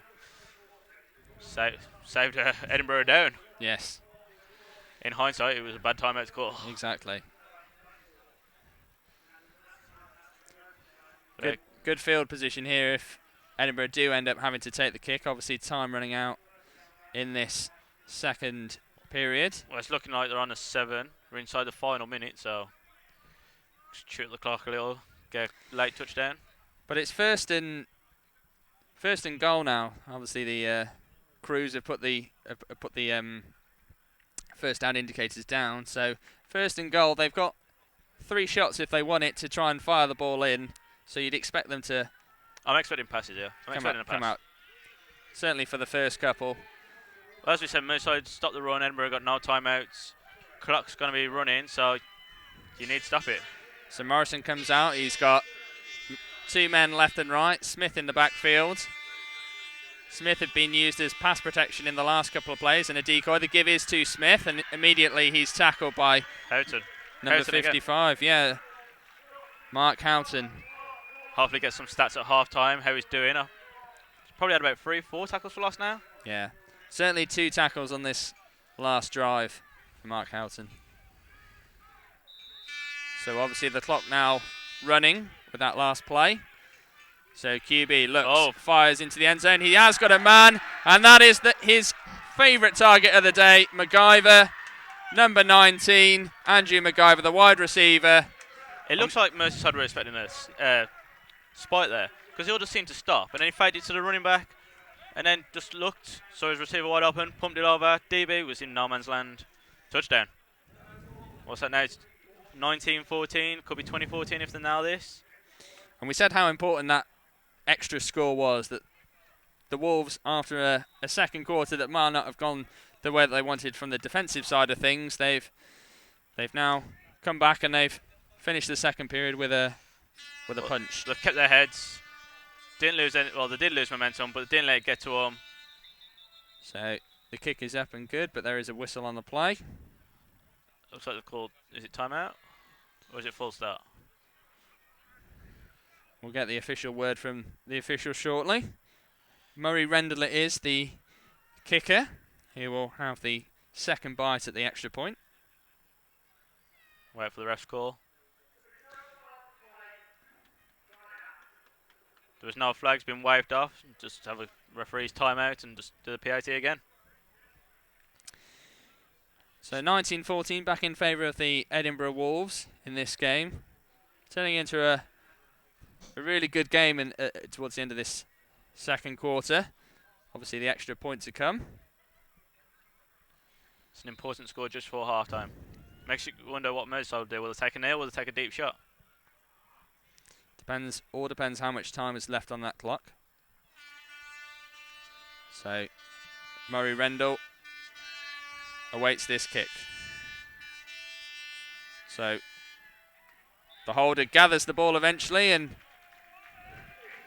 Murray Rendell gets the kick through the post. The extra point is good, and that makes it 20-14 to the Edinburgh Wolves. Stuart Galloway with the hold. It was a good hold. It's a bit of a low snap, but he got it up. Had to gather it, didn't he? He did, but Murray Rendell knocked it over. Give him a 6-point lead. Could be vital. We'll bring you word when we get it of how much time we've got left, but maybe just enough chance for... Okay, we've just been told 30 seconds left in the half. 30 seconds. So 30 seconds left on this second quarter. Double coverage bringing you the national final today between the Edinburgh Wolves and the Merseyside Nighthawks. As we mentioned earlier on, we'll bring you the London Blitz against the London Warriors at 4:45. Also, we have to thank EndRun Productions as well for helping us stream the game like they did with the EKP Tamworth game. And once again, we'll have the final later between London Blitz and London Warriors. And hopefully this is something that we can do a bit more of, Rich. Maybe start streaming a couple more games. And hopefully, uni season's coming up. A few big games, Explosion, a lot of local derbies. Obviously, it's split now into Prem North, Prem South. So a lot of games to look forward to in the uni season.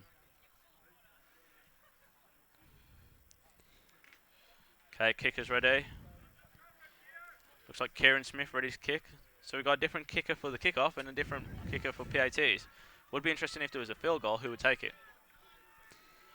We'll see if we do get that opportunity to see who would take the field goals. Here is Smith. And it's a deep, booming kick. Fielded well by the Nighthawks. And they will return it. Number 83, Great tackle. Eager. Is that MacGyver with the tackle? I think it was. Yeah. Scores touchdown, runs downfield, makes tackle. Alex Eager there returning it for a couple of yards, but good tackle from Andrew McIver.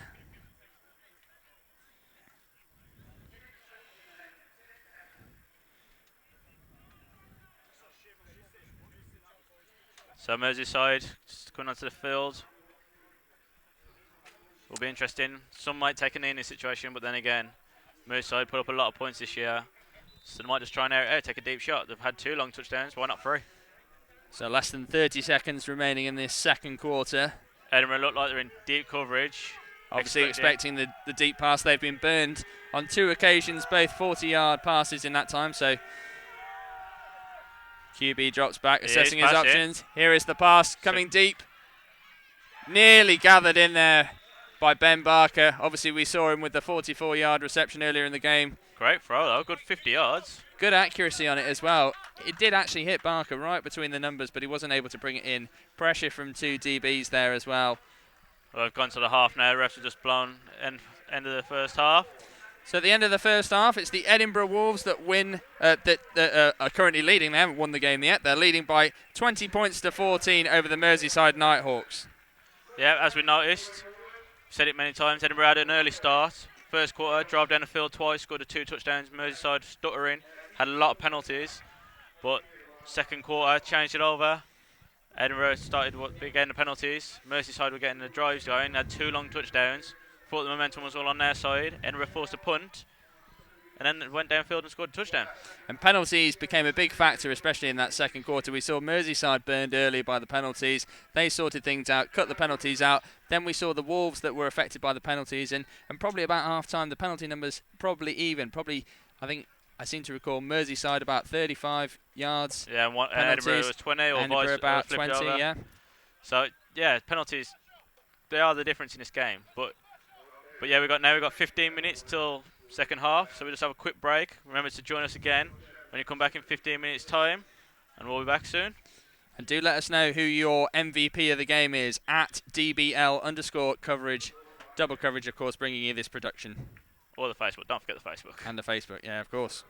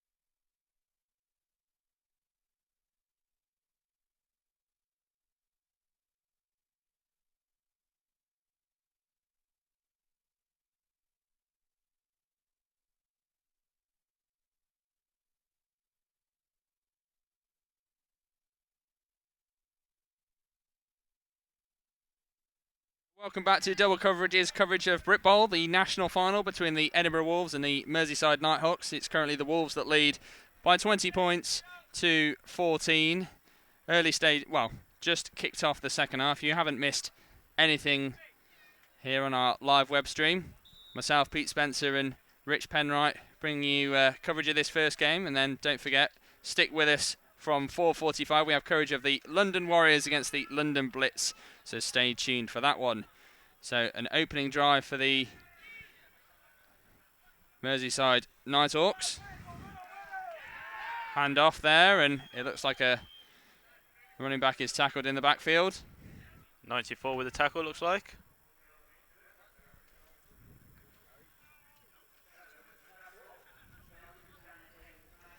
Okay, so as we see, Merseyside's offence now on the pitch. QB had a good game in the first half.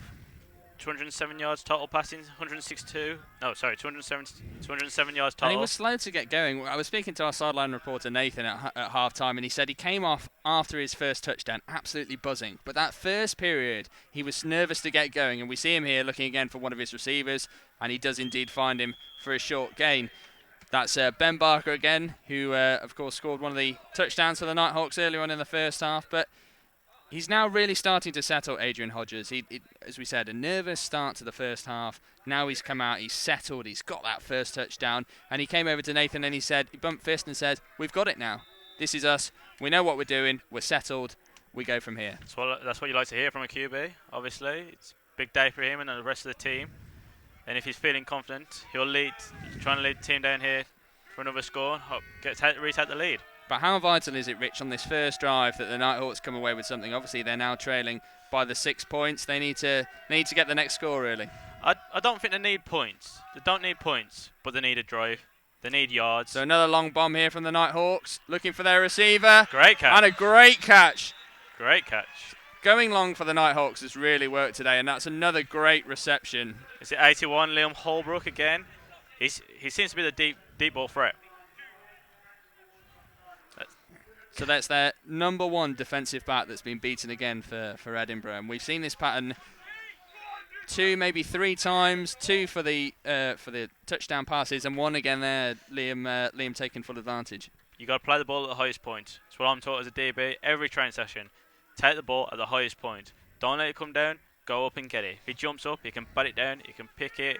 Stops the receiver from getting it. Now they're in Edinburgh territory. And now they're targeting him as well. Look, they go to that side again. They've got the reception, and that looks like it's Alex Eager who has got the reception on that occasion. And Nathan said one of the things that he noticed in the first half, Alex Eager had one of his knees taped up, so we'll keep an eye out for that. Maybe there might be a lingering injury, but he doesn't seem to be showing any signs of it. No, by the looks of things, he's took the tape off, but might have took it off half time.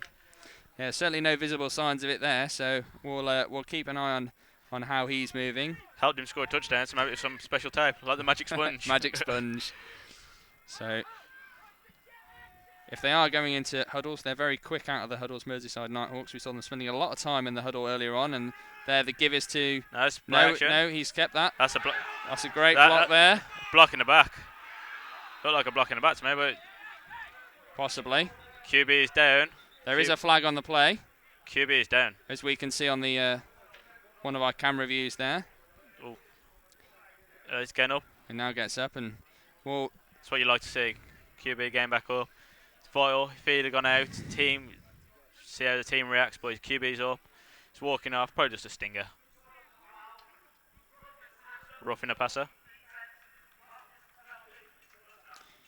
So roughing the passer there, called on the man hitting the quarterback. And we spoke about penalties earlier in the first half. Let's give him a first down in very good territory. It might be first and goal. It's just... We'll see where the ball is spotted as to where it's going to be. It's about the 18 or 19 yard line, so this will be a... Oh no, it won't, sorry. They've dropped the... Yeah, it's first and goal. First and goal. Oh, so we're on the Edinburgh at about sideline. the 8 yard line, isn't it? Yeah, we're on the Edinburgh sideline. Wasn't happy with that roughing the passer. I thought there was a block in the back. 6 of one, half a dozen of the other. Exactly, Rich. So now an opportunity for Adrian Hodges to get some points on the boards early. Drops back, now he's scrambling. Going for it himself, will he get there? Oh! Maybe a tackle just before he made it to the pylon. Big hit by number 1, that's Buchanan. Maybe we should move to linebacker. Callum Buchanan, the cornerback there. 10-year experienced player, started playing at university and has been playing ever since, both with the Edinburgh Wolves and the Dundee Hurricanes, and certainly showed his experience in that kind of environment. So good work from Buchanan there to stop the Shaw touchdown. And indeed, confirmation from our sideline reporter, the Wolves camp not happy about that block in the back that wasn't called by the officiating staff, but the roughing the pass call, obviously, as we've seen, was called on the Edinburgh Wolves. So the Merseyside Nighthawks now in solid field position. Second and goal at about the 4-yard line. Can Hodges get in? Will he keep the ball? No, he hands it off to his running back, who falls forward. Is he in? We're just waiting for confirmation. The sideline are certainly happy with it. And indeed, there is the confirmation. Joe Douglas for the Merseyside Nighthawks gets on the scoreboard. Lots of early endeavour from Joe Douglas. They've gone back to him, and he's come up trumps with a touchdown. So now it's 20-20. It's the Merseyside Nighthawks draw level with the Edinburgh Wolves. 20 points all, extra point to come. And it's Dave Melling that will take the extra point. And he's got number 18, Bomber Banafasi, who's the backup quarterback, speaks 4 languages, we're told. And indeed, the kick is up. And that looks good from our angle. Await the official confirmation, and there it is, extra point. So it's the Merseyside Nighthawks. First blood to them in the 3rd quarter, just inside this second half. They now lead 21 points to 20. And a 75-yard drive there for the touchdown, and what a start to the opening second half. It's a great drive, great start. Obviously, we talked about whether they needed points or yards. They got both. Went 75 yards downfield, almost touching 300 yards now overall. But more importantly, they got that 1-point lead. And it goes back to earlier, the extra point that was missed by Edinburgh. And that's it. I made the point earlier on that the extra point in these games, often that's what it comes down to. I did see at half-time number 17, Murray Rendell, for the Edinburgh Wolves, practising his long field goals, about 35 yards. He was pretty consistent. If anything, occasionally would tend to pull left. That was something that he had to adjust for, but he was warming up and practicing his kicks in between. So that's what it could come down to, Rich. It could come down to a field goal.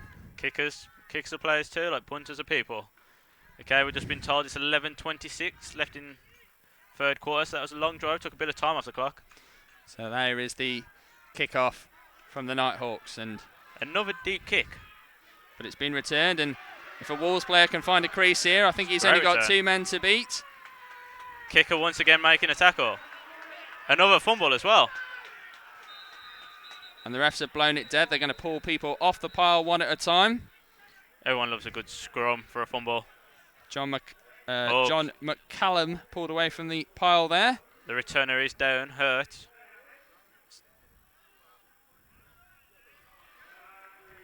There we can see the returner having felt the full effects, and the officials are waving for a bit of medical attention here, so we might have a break in play briefly while he receives attention.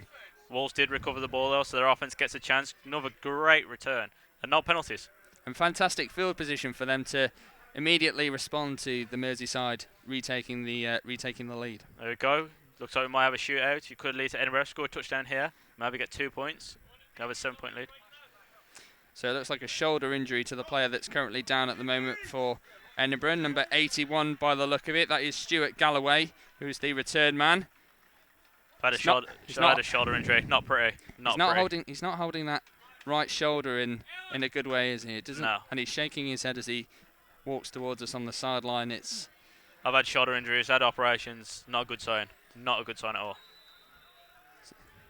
So Stuart is coming over to the bench, takes his seat, and he's getting a bit of attention there. They'll check him out, see if he's all right to continue. Meanwhile, the Wolves have the ball in their hand, and a short gain there for about 2 or 3 yards.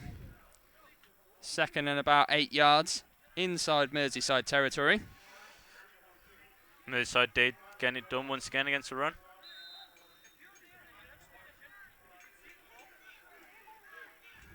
QB just calling out cadence. Takes the snap, looks for his receiver who comes back. It's MacGyver again. Stiff arm. He's got 2 in pursuit and he makes it to the sideline. Another big gain for MacGyver. Andrew MacGyver there, the wide receiver, having a shaky start to start with, a couple of drop catches, but actually he's been the first receiver and the go-to man for much of Jamie Morrison, the quarterback's time under centre. He's had 1 or 2 drops, but when he's made catches, they've been important catches. And obviously, don't forget he had a touchdown call back earlier, and he's caught another touchdown as well. So Morrison drops back. DB. Great play by David. Like I said earlier, hand on the back, hand in front, back the ball down. You saw the DB queuing on the ball there, and he saw it come out of the quarterback's hands, thought he might make a play on it, but actually decided, I'll play the man, and if I can, I'll get try and get a hand up in there. But like you said, Rich, great work from the DB. So now Jamie Morrison under centre. Receivers to the right-hand side. Hand off to the running back. Is that Pinkerton? It is. Number 44, Anthony Pinkerton, the running back. Once again, slipped over. It's the 3rd person I've seen slip now. And as we said just before half-time, a few people have complained about the pitch being slippery. And we did have a chat with a couple of players at half-time. They did say that they are feeling it slippy going underfoot, and we've seen that from a couple of players. So 3rd and 2, just outside the 10-yard line. QB fakes the throw, but the handoff is that again to Pinkerton Anthony Pinkerton. He's got the first down. Getting some good yards. Big guy getting in there, getting a few yards. Obviously, he's got his touchdown earlier. Doing well. And obviously, a lot of the focus being on Jamie Morrison and his throwing, so they've used the opportunity to go back to Anthony Pinkerton and used him as a battering ram. And this time, though, it's touchdown throw there, and it's number 20, Lloyd Dignan, for his 2nd TD reception of the day.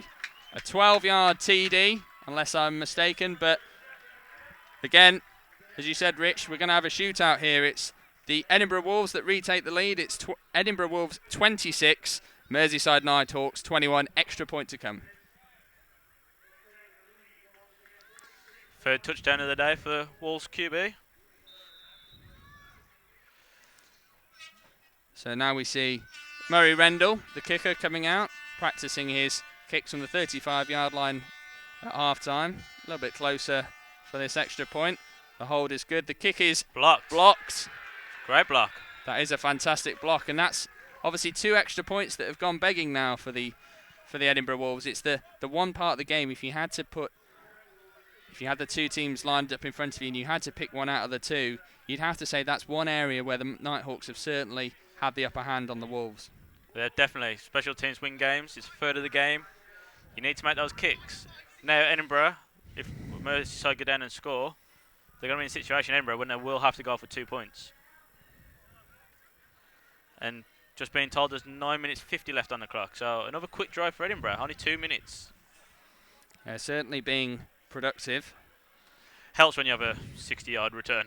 But maybe that's why they are going to the running back, Pinkerton. Maybe they want to take some time off the clock on these drives. If they are only taking 2 minutes off the clock on their scoring drives, obviously they leave a lot of time for Merseyside to respond. Yeah, and Merseyside seems to be the team that's chewing up the clock. Slow, long, 75-yard drives, whereas Edinburgh, long pass, score a touchdown. And Dignan, that was his 2nd touchdown. And remember, he's just a rookie. So that last drive for the Wolves, a 42-yard drive after the big kick return.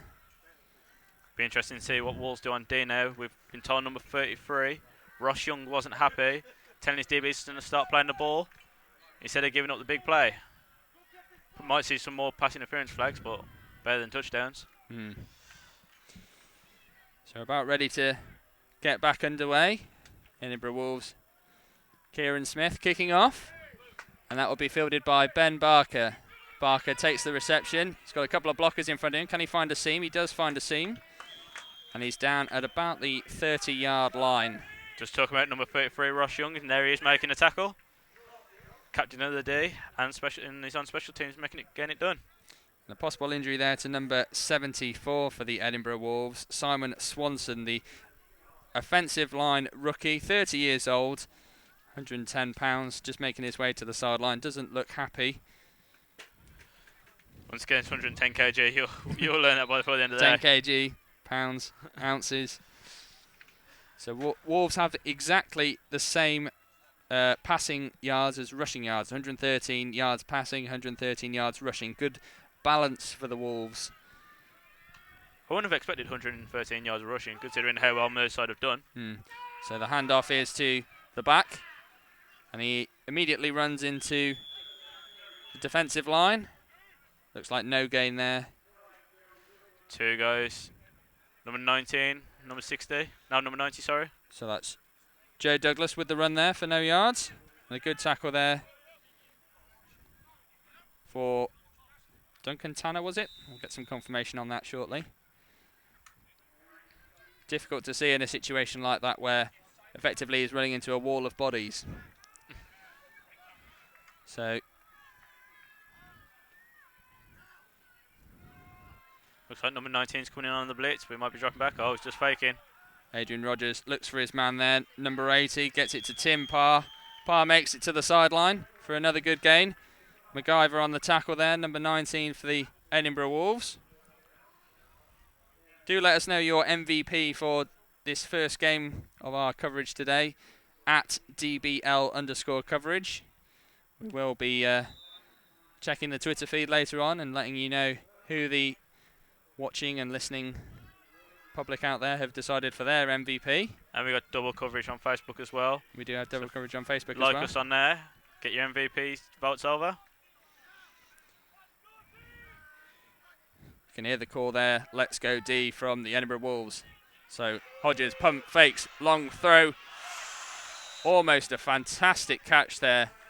Difficult one. I maybe could have stayed on his feet, not jumped. Just let it drop into the basket like I said earlier, but the intent's there. The intent's there, they're throwing deep. As you said there, Liam Holbrook seems to be the deep man. When they do go deep, he's the man that seems to be going on the fade. Well, they're going against number 1, Callum Buchanan. They keep throwing towards his side. Maybe they've seen something on tape that to feel like they do Maybe well they there. like the look of that matchup. Well, they have thrown 2 touchdowns to that side, so it must be working. It's clearly working at this moment in time. But at some point they will probably throw the opposite way. Throw at number 3, Mike Roger. We've got to watch what's happening.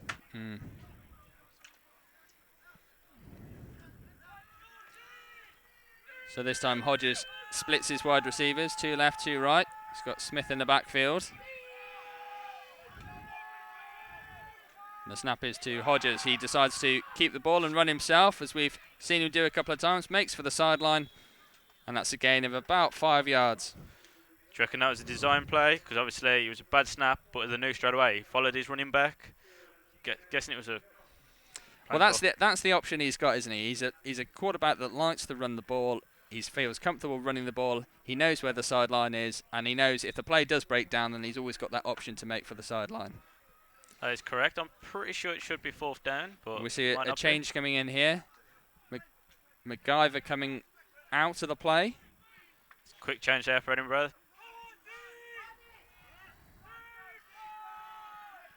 QB just pointing out his directions to his players. So Hodges, same setup from that pistol offense. Quick pass, and that looks like it might be good for a first down. 81. Number 81 again, Liam Holbrook. Kept in short, DB backed off. Put a little dink and dunk, first down. So Merseyside moving the chains about the midway point in this third quarter. Sorry. So a new set of first downs. It will be 1st and 10 from about the 48-yard line, just inside Edinburgh territory. So man in motion, that man to give is to the back. There is a flag. Obviously that will be assessed at and the another flag. end of the play, and we see another flag come in there. There's the ref with a great arm. That's Joe Douglas with the run. Good run from him, fending off a couple of men, and good job of keeping going until the end of the play as well. There were a couple of flags on the play, but did well to play into the whistle. Yeah, he got wrapped up, but he shrugged out of here. Went forward, got a few yards, but I'm guessing he's coming back, unless it's a face mask and a block in the back. Be interesting to see what the officials call here. Here we go.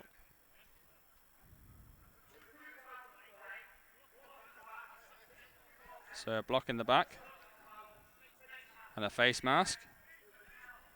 So the penalty's offset. Replay first down.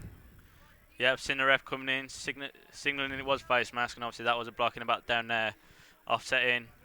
Get another chance for the first down, but penalties once again. It's been a game full of penalties. It has been a game full of penalties indeed. So, 1st and 10 from the just inside the Wolves half, just the other side of the halfway marker. 48 yards until we get to that magical touchdown line. So Merseyside again working out that pistol offence. Small snap, rolls out to his left hand side, looks for his receiver, and is that Liam Holbrook that he has again?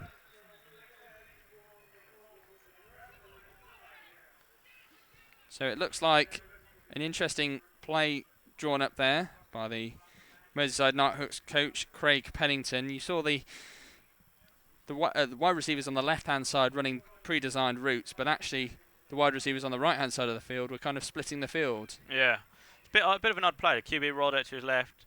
He loves a pump fake, so maybe he's just ignoring the right side of the field and just going to his left now, because near enough every player's going that way. It is working for him at the moment, going to Liam Holbrook, so we'll see if that's something that they continue to do, or whether or not the Wolves make adjustments, key in on that certain individual and shut him down. Eventually, Edinburgh might do a little rotation. We had PI as well. So a pass interference penalty there on the Edinburgh Wolves, and we can see the chains being moved. So, as you said, Rich, penalties hurting the Wolves at this moment in time. And that's when they started to trail in the second quarter. That's why, because of penalties. They've just gone downfield, scored, but now penalties giving it up. So we'll be first at about the 34-yard line. 1st and 10 for the Merseyside Nighthawks. Opportunity for Adrian Hodges to keep this drive going.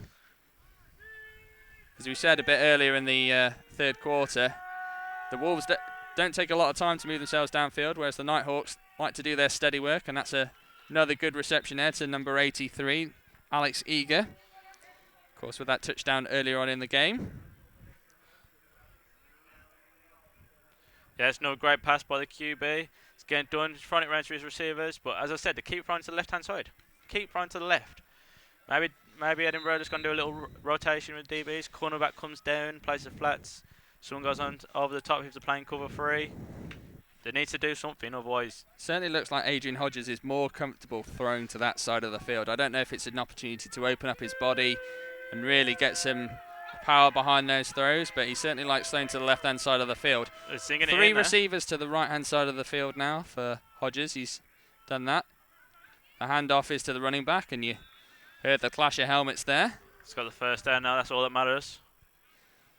So a good little run there from 85. That's Joe Douglas, smallest player on the field, but one of the biggest hearts from the look of what we've seen today.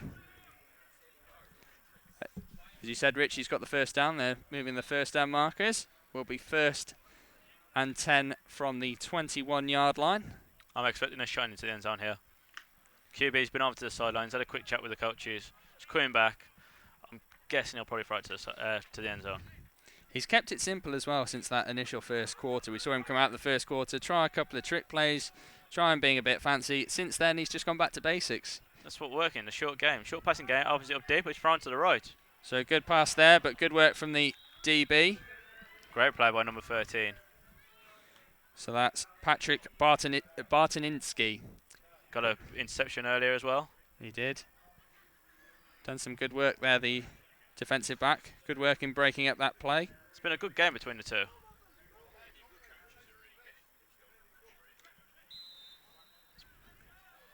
It's been a good game. Obviously, offenses are having a way now a little more. Obviously, the D's was starting early, but penalties causing the game to be turned into an offensive battle. You can certainly sense on this side of the sideline, on the Edinburgh Wolves sideline, that the head coach, Don Edmondson, isn't a happy man. I don't think any of the coach staff. Been a few dubious penalties that they might not agree with, and plus so a deep QB pass. Takes a snap and he's off. He's on the run, breaks out to this right-hand side. He needs a good block from his wide receiver, drops the shoulder, goes through the man and fights his way to the sideline. That's Mike Roger, the cornerback, with a hit eventually on Adrian Hodges. Roger should get some praise there. He was being blocked by the receiver, but he shred the block, went, made the tackle, forced the QB out of bounds. Could have possibly saved a touchdown. And obviously, if Nighthawks convert it, 7 points, it'll be 28-26. 2-point lead. It does mean it's another first down for the Nighthawks, and I'd be interested to know how many first downs the Nighthawks have had on this drive, on this series, because they've certainly done a good job of moving the change. Nothing fancy, just chipping away at the Edinburgh Wolves territory, and now they're in scoring distance. Can they retake the lead in what is turning out to be a great game? Receiver is in motion, but the QB keeps it. In fact, he's found a little seam, and that's a gain of about 3 or 4 yards, depending on the spot of the ball. Good tackle by 94. Played sideline to sideline, made the tackle. Duncan Tanner there, the defensive lineman, with the tackle. And it's second down, and a gain of about 6 there. Maybe I was selling the QB a little bit short, but he is limping now a little bit. And you can see the defense getting it together there. Lots of chest being pumped out there. Clearly feeling the effects of being on the field for this amount of time. We talked about the amount of time that the Merseyside Nighthawks are on the field, and that's not a good thing for the Edinburgh Wolves. It's not time-consuming drives. Take it out of you. Whereas Edinburgh, they play no huddle, but they're quick plays. Whereas Nighthawks are on the pitch for a long time. So second down. QB looking for options, throws across the middle, and he's got it. Is that Ben Barker again? No, it looks like 81. So that's 81. There is a flag, though. There is a flag. So that's Liam Holbrook. He clearly knows the decision. He's not celebrating in the manner he was. Frustrated, looking up to the heavens. We'll hear the call.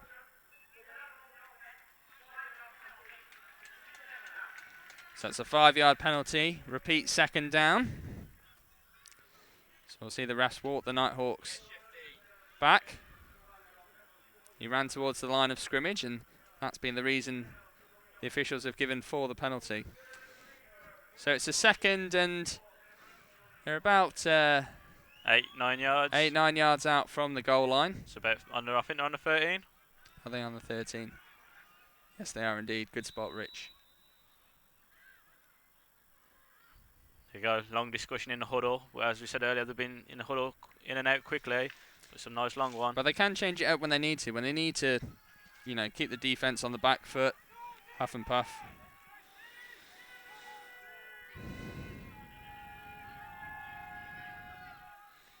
So here we see the receiver in motion. Is that to free up space on the left-hand side? It is. Touchdown. Great touchdown from the Merseyside Nighthawks. And it's that Liam Holbrook again. There is another that's flag. beating the corner. There is a flag on the play. Holbrook's walking off though, so 61. And we're seeing again that left-hand side really being exploited. Liam Holbrook is having great success on that left-hand side. And that same corner has been burned 3-4 times for scores. 3 times. Third touchdown is given up. It's getting to the point where they're going to have to make a change. You've got to make a change.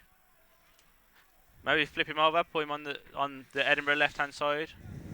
But we'll see. And we're getting reports that one of the linebackers, Sean Hanlon, one of the offensive linemen, is being violently sick on the sideline.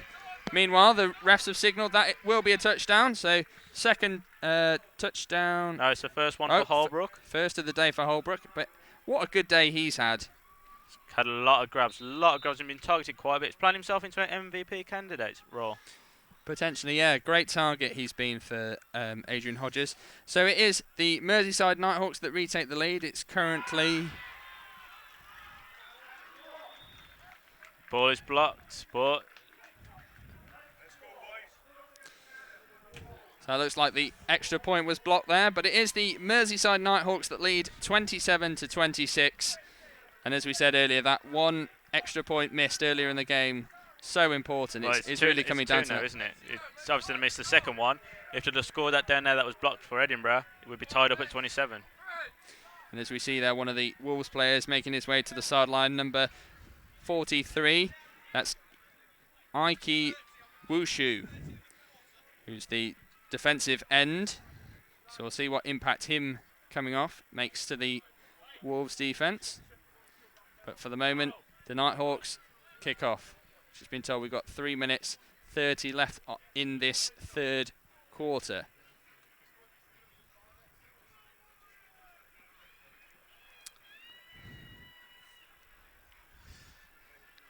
So the Nighthawks are going to kick off here.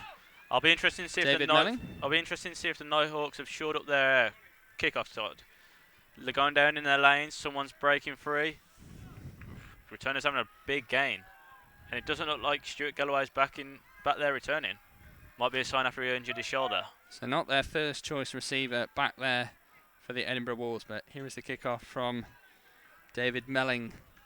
It's fielded well, and here come the Wolves making their way for the sideline. Number 20, Lloyd Dignan. He finds his way to the sideline, but he's pushed out of bounds by Scott Jenkins there with a tackle on special teams. Another good returner. Is at the 40. Merseyside, if they want to win this game, have to shore up their kickoff squad, because they could score again, and then Edinburgh can break a big one, take the lead. We've seen it the other week, Louisville versus Miami. Miami just took the lead. Louisville, kick return, straight back down the field, took the game, completely took the momentum. It's probably the one advantage that the Wolves do have at the moment is the kick-off game. Solid on that kick return, gaining good yardage, getting over if not near the halfway line, but this is first down. Oh, flag. Oh. Flag on the play. Again, another penalty in this game. Is it a flag or is it just blind dead? I thought I saw a yellow flash, possibly not. It looks like there is no... There we go, full start. That's Sean Hanlon, was it? Yeah, number 55 for the Edinburgh Wolves with the false start there. So that'll be a 5-yard penalty for the Wolves. The Merseyside QB, Adrian Hodges, has had a really standout game since overcoming those initial nerves in that first period. He's now 17 for 32, 259 yards throwing the ball. Obviously 3 touchdowns and 1 interception. 9 rushes himself for 52 yards. So he's having a good game, unlike the Edinburgh rush offense. Just seems that they can't get started. We know they've got 100 yards, but they must have a really low average because Merseyside seems to be making tackles at the line every play. And we saw Kieran Smith there again for the Wolves, trying to run the ball and coming up against a brick wall, really. Yes. See how many men they bring.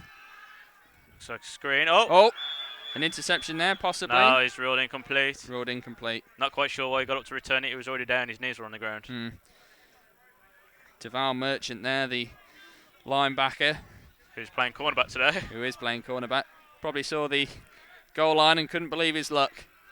But he was, of course, already down. Suffered an injury last year, but he's back this year, playing in a final. It's a good comeback. It is a good comeback. Of course, the Nighthawks had that terrible injury crisis last year as the QB fumbles the ball. He's now under pressure. Can he get rid of it? He does get rid of it. Big and great catch. And great catch.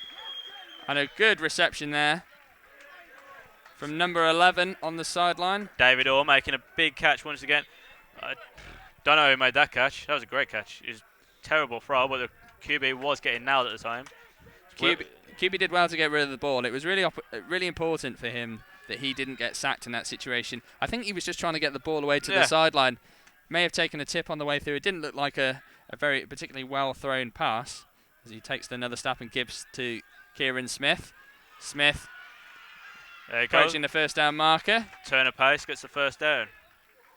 Was it been marked short? It might be a short. I think he's a yard or so short. We're just waiting for the official confirmation. Looks to be about 2 or 3 yards shy of the first down. Wolves finally showing that if they do get into the outside, that burst of speed. Obviously, once he turned the corner, had good yardage there. And we haven't really seen that from Smith. He hasn't been to the outside too many times. He's tended to be running the ball up the gut as we see a player in motion. The handoff is to the man in motion, number 20, again on the sweep, and he gets some good yardage there. Lloyd Dignan. He's had a lot of success really with that sweep. That's been their main success for running the ball. Running and passing, he's had a good game. Obviously the rookie, he's got 2 touchdowns already, and he's doing well. Maybe they just need to keep giving the ball to him. Yeah, if it's working, give him the ball. So Jamie Morrison now under centre. Looks to throw, it's deep, looking for the end zone. Good work from the DB there. Number 90. Edinburgh coach is David looking Melling. for a flag. Edinburgh coach is looking for a flag there, as most teams do when the ball's knocked down in the end zone. If he didn't catch it, it must be a flag. Good work from the safety though, David. David Melling did well. He was obviously, the ball was thrown over his head and he did well to wrap his arms around the receiver and break it up. He made a great play. Just been given news that the Blitz have arrived. The Blitz, who are playing later today against the Warriors, have arrived. In the meanwhile, Is that Kieran Smith that's tackled in the backfield? It is indeed. Number 98 helping on the tackle there for the Merseyside Nighthawks. That's Greg Williams. Told he speaks 3 languages, French, Spanish and English. Don't know how much help that is in Merseyside, but...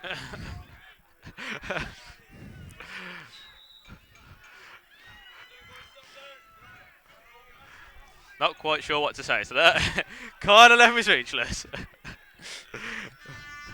So here is Jamie Morrison under centre, looking for his receivers. Pressure coming from the number 93, more pressure coming, and he's eventually tripped up by number 58. Merseyside got a guy down. Mark Cross. He was having a little roll around, but he's stood up. He's having a little limp away. Obviously, if Edinburgh playing no huddle, he can't go off unless he sits down. We'll bring you an update earlier on the Edinburgh Wolves player Stuart Galloway. Obviously looked to have that shoulder injury. He's got his helmet off at the moment. Doesn't look like he's due to come back on. Just taking a couple of swigs of water while some adjustments are made. Edinburgh looking like they called timeout.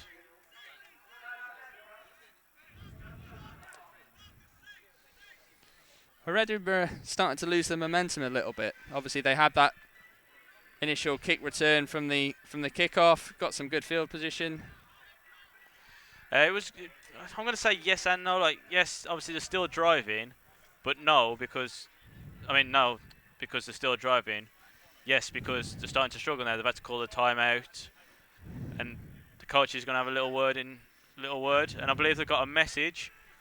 They've got a message for one of their coaches who's currently on his, I believe, honeymoon. Yeah, Hugh Bogey. If just need to back up the message a little bit. So aloha to Shug, who's one of the assistant coaches for the Edinburgh Wolves. He's on his honeymoon in Hawaii. We're trying to get it on the screen, but John missed there, but he did leave him a message. We'll put the message up just after the punt. And it's a punt fake. But he's been tackled in the backfield. That's number 20, Lloyd Dignan.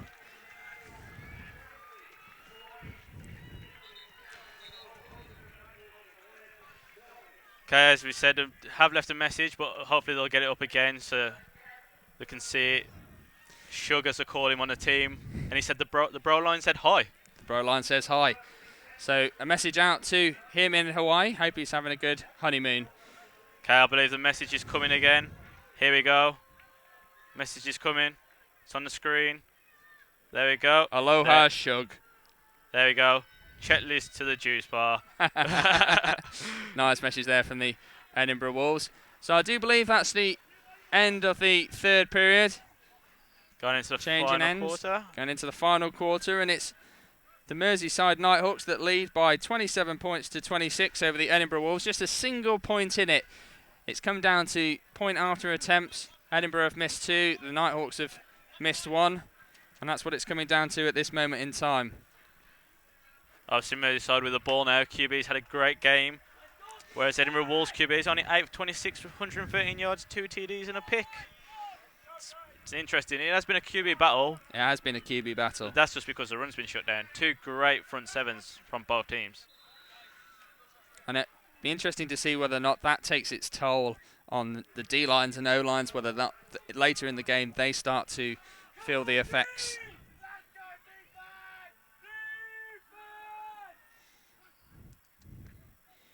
So the handoff is the Nighthawks back.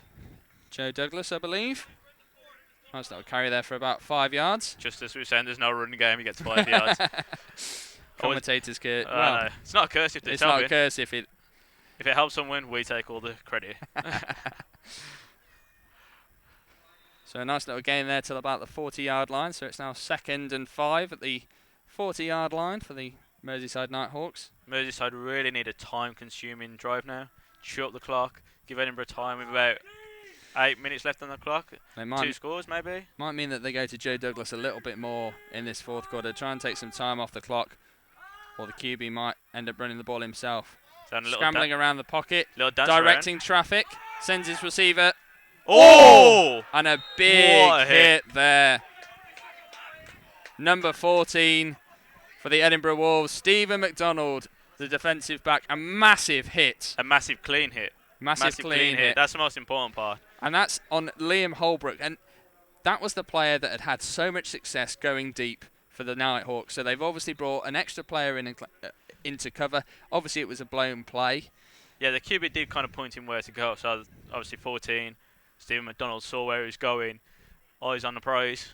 Made the big hit. Highlight tape. But a fantastic hit there.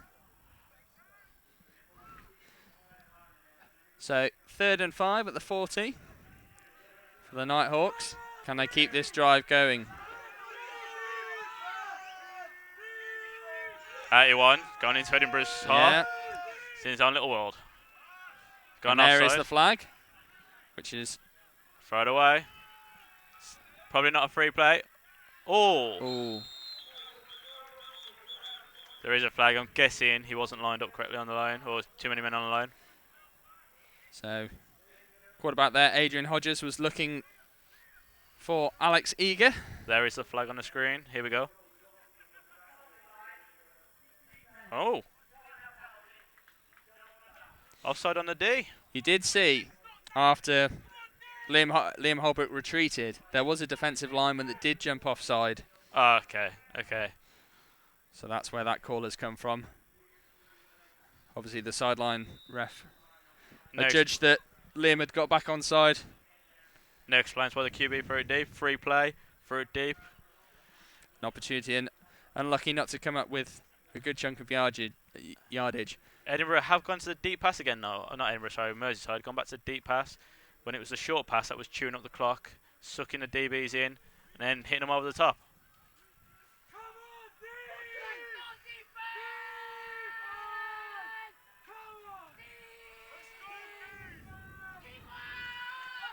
QB keeper keeps it and goes. Another hurdle makes it over the player that time. It was Mike Roger that was coming in on the attempted tackle, hurdled by Adrian Hodges as he makes his way towards the sideline. Does love a good hurdle. First down. He does love a good hurdle. He knows the camera's on him now. He's playing for that MVP title. He is. Do let us know who your MVP is at DBL_coverage. You can also put that up on our Facebook.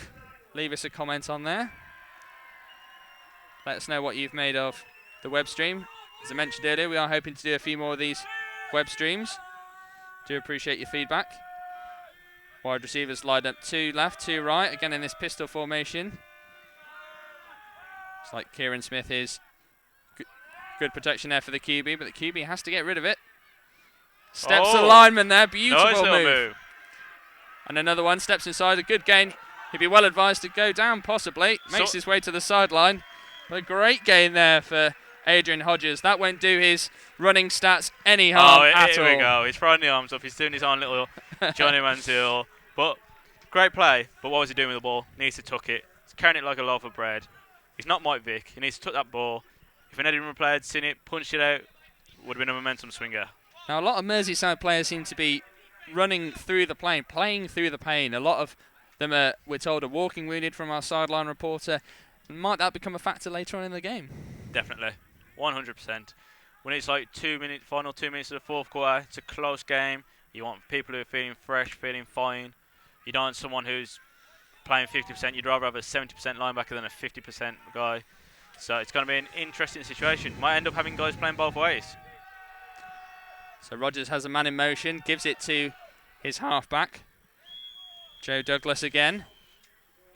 Coming to this game a bit more in this 4th period. They used him early on in the 1st quarter, but going back to him now. I think they're just keeping it with the QB. 20-yard run there.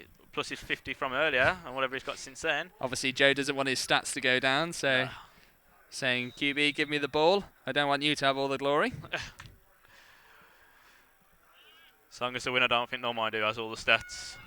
If they lose, though, they'll be arguing on the bus. So, again, Hodges splits the receivers. He's got Douglas in the backfield. It's a quick pass out to the left-hand side. 81, targeting 81 again against Callum Buchanan.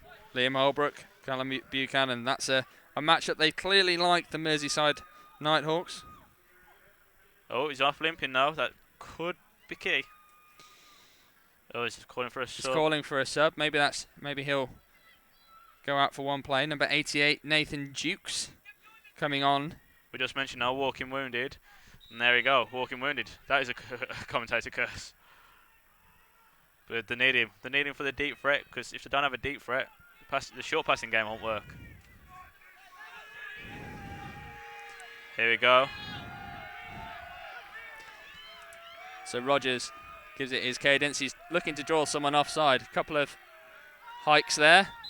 And it looks like might have got someone to bite. We'll see.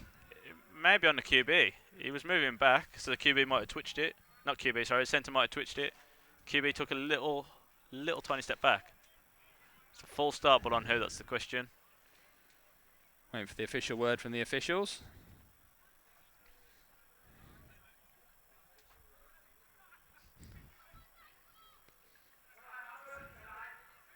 Well, there we go. It wasn't a full start. Timeout called. Avoided the full start though, so just a quick good talk. one to take in the end. They're going to talk it over. Adrian Hodges coming over. We will give you some word on the man that's gone off, Liam Holbrook, as soon as we get that from our sideline reporters. Don't forget to stick with us at Double Coverage. We'll be hearing from both of the head coaches at the conclusion of this game, asking them for their thoughts on what they made of the game. So 81's there on the sideline, not looking happy, helmet on his head. Oh, there we go. He's got a bit of a smile, but it might be a smile through pain. We'll see if they can patch him up and bring him back onto the field. Be interesting to know where that injury is, where he's feeling the pain. Probably a leg injury, did go off limping, so be interesting to see what happens. So it's 3rd and 1. What would you expect? Joe Douglas run? Yep. QB keep? Certainly a ground play. Yeah, there indeed it is the QB keep. QB draw. Nice gain of about. It was a good tackle. Okay, it was a lead draw there. Obviously leading because the running back's leading his way forward. And they've done that about three times now, but some have been to the outside, but this one was up the gut, got the yardage needed. It was obviously a pre-designed play by the Merseyside Nighthawks head coach Craig Pennington. That's obviously what they took the time out to talk about. It was a good timeout by looks things. Good timeout. So Karen? 1st and 10, about the 15-16 yard line it looks like. They're inside the Merseyside red zone as well, so to score a touchdown now, get the point after. It's an 8-point game. You said, Rich, it might be a shootout. QB did well to take the snap there. He's gone deep. He's got a man. Has he just overthrew his man there? Looks like Number Alex 83, Eager. Alex Eager. I'm not going to make the joke again about him being too eager to get there. That's good. That's good. So now 2nd and 10 at the 15-yard line. Second opportunity now. You might not be able to see on the screen, but the London Warriors players are watching the game while the Blitz are in the change room. Bit of a different mentality to how they're approaching it. Obviously, Blitz arrived earlier, saw what they want to see, now getting ready. Whereas the Warriors just relaxing, watching the game. They'll get ready later. They'll switch it on. They're one of those teams who can. Hodges fakes, tries to run. If he goes north-south, he might be able to get in. Looks like he stopped just short, and that's number 33 on the tackle from the looks of things. Ross Young again, the linebacker, made a couple of really big, important tackles today for the Edinburgh Wolves. Well, he had 7 tackles at half-time, so he must be in double digits now. He's had a good game, the linebacker, but it's also not about if it's a first down and the score in the next play. So we are indeed in first in goal range from the looks of things. They've dropped the chains. And Rich, what do you think? Obviously, Merseyside are up 27-26. If they get this go-ahead, well, not go-ahead score, but if they further their lead, does this kill the game off? No. Edinburgh can still drive down the field. As we've seen, they scored in 2 minutes, scored a touchdown, 2 points after, and they could tie it up. So we need, if Merseyside go for 2 and get a 9-point lead, then it's completely different. So there is Joe Douglas. Big hit on him as he made his way towards the whitewash. A couple of players still feeling the effects. I think that's number 33 again, Ross Young. Another big important tackle, assisted by a couple of Edinburgh Wolves. We talked about his importance. He's just saved another surefire touchdown there from the run of Joe Douglas.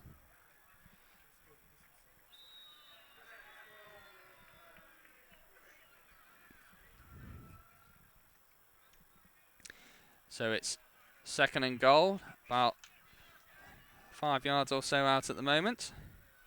QB keeper. I'm calling it QB keeper. It's got to be, isn't he? He's going for that MVP. He is. He wants it. It's the one thing he hasn't got off his stat sheet today.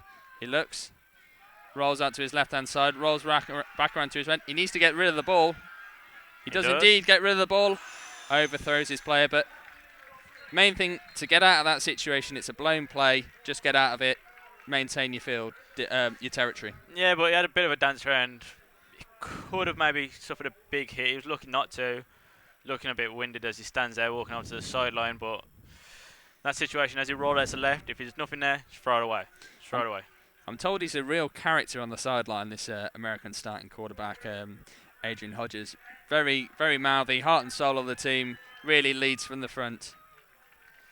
So that's why he didn't throw it. No one was open. Defensive holding. First down. So a new set of downs, a new raft of opportunities for the Merseyside Nighthawks to pound home this advantage. Yep, someone's been watching NFL. Obviously, that's a big rule in NFL now about a defensive holding. Of course, we play NCAA rules, but it's very rare you see a defensive holding in Britbowl. But here we go.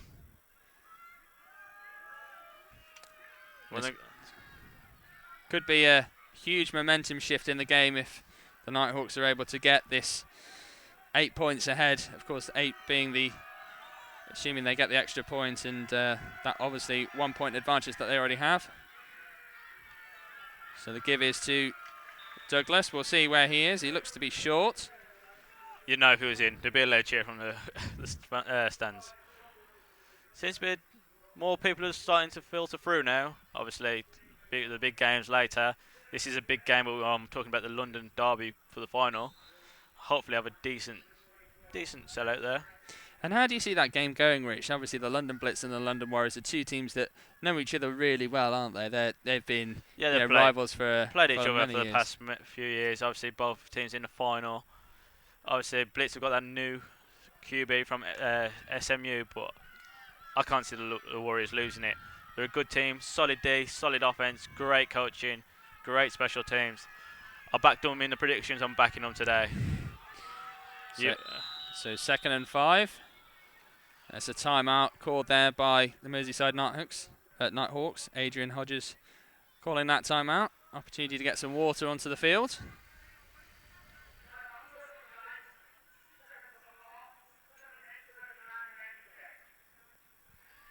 There we go, 7 minutes 39 remaining in the game. And I did talk about a long drive on. Merseyside started in their own 20, drove all the way downfield, took a chunk of the clock off. We were saying earlier that, of course, that's what they're doing well. Edinburgh, although they are scoring, they're doing it very quickly, leaving Merseyside enough time to put these long drives together and these time-consuming drives together as well. It's been a real kind of key difference between the way the teams have gone about their business. The Wolves have been very quick, very high impact, but their defencemen have been on the field for long periods of the time, and obviously that's kind of taking effect, the fact that we see Joe Douglas able to exploit the gaps between the tackles and run the ball north-south, and he's having a lot more success now than he was earlier on in the game. It is, and if Edinburgh turn the ball over or score quickly again, the D is going to be out there and starts to break the question, do they chew the clock or do they go for the tying score if Merseyside do score right now? Now interesting, a change of formation here. I can't see anyone. There might be one man lined up on this left-hand side. There's a big gap Baker lining up in the backfield, and we'll see what happens here. Good play by the QB. There was a fumble. Instead of picking up, trying to take the glory, just dived on it. Dive on the ball. Saved getting hurt from the big guys as well. Is this an opportunity where if you've got Liam Holbrook on the field, maybe you run a sweep? Obviously, they haven't got that option with him not being there. Well, it was, who was it, number 20, Dignan. He was doing the jet sweeps a lot. Hand the ball off. He'd scored a touchdown on it earlier. I'd do it again. It was about this range. If he doesn't get in, you got 2 more plays. It'd be interesting to see if Merseyside go for a field goal, though. It will indeed. 5 yards out. Obviously, the quarterback has had success running the ball, Adrian Hodges. They need to be careful here. They're on 3rd down. They don't want to... They want penalties to harm the cause here. So a second timeout called for Edinburgh there. And obviously, they're not happy at the moment. Craig Pennington is looking at the team and he's not liking the way that they match up against the Wolves. He wants to change something. He wants to change the call. The last time they called a timeout, they ran a QB draw, didn't they, with the running back leading the way? Yeah, that was when Merseyside called timeout. This one was Edinburgh. Obviously, Don's not happy, the head coach of Edinburgh. Maybe he's thinking about the QB draw. Maybe he's getting his guys key on the QB because it's worked already. They might do it again. And obviously the jet sweep. I'd be telling his players to expect a run, but it's 3rd down, so there could be a pass. Little fade into the end zone, dinking over there. But we've got the latest stats for the Merseyside quarterback. 359 total yards of offensive production for him. That's 13 yards rushing for 92 yards. He's 18 of 36 for 267 yards. 3 touchdowns and an interception. It's not a bad day's work, is it, Rich? It's an alright day, that is. You know, I'd call it pretty average. Is that an MVP performance in your eyes? It's the win, then you'd have to argue it was. He's had the key 3rd down QB runs. We'll see what happens here, but at the moment, it's probably between himself and, I'd say between him and Dignan of Edinburgh.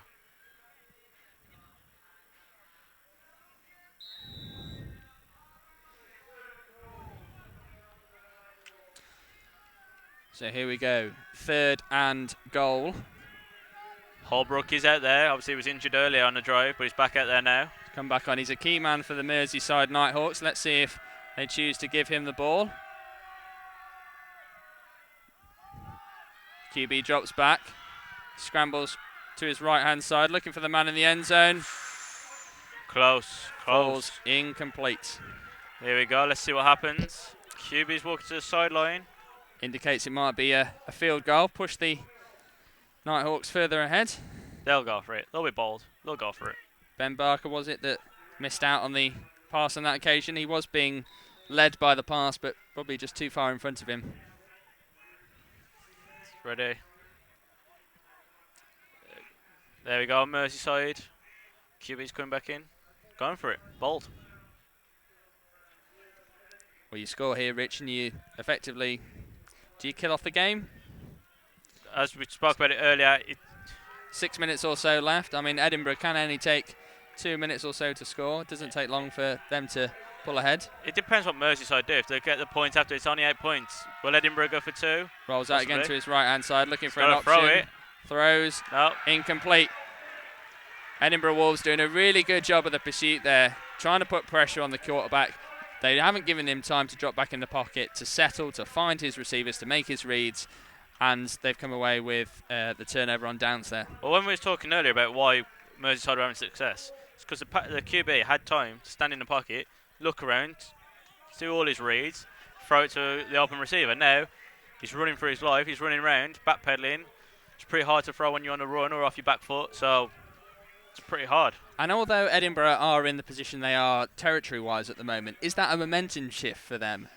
I wouldn't say it's all the momentum, but it is slowly going towards them. You could tell towards that drive, Merseyside were going through, and then it just started slow down. Edinburgh, we can see their sideline really psyched up. So we see Jamie Morrison going over the top. He gets it. And the receiver, there's no one in front of him. Absolutely no one is going to stop him from getting into the end zone. And that is a touchdown. Is it Andrew McIver? No, it's Lloyd Dignan, the guy who I said was an MVP candidate. Called it. He's had a good game. That's his third touchdown, second receiving. What a massive play for the Edinburgh Wolves.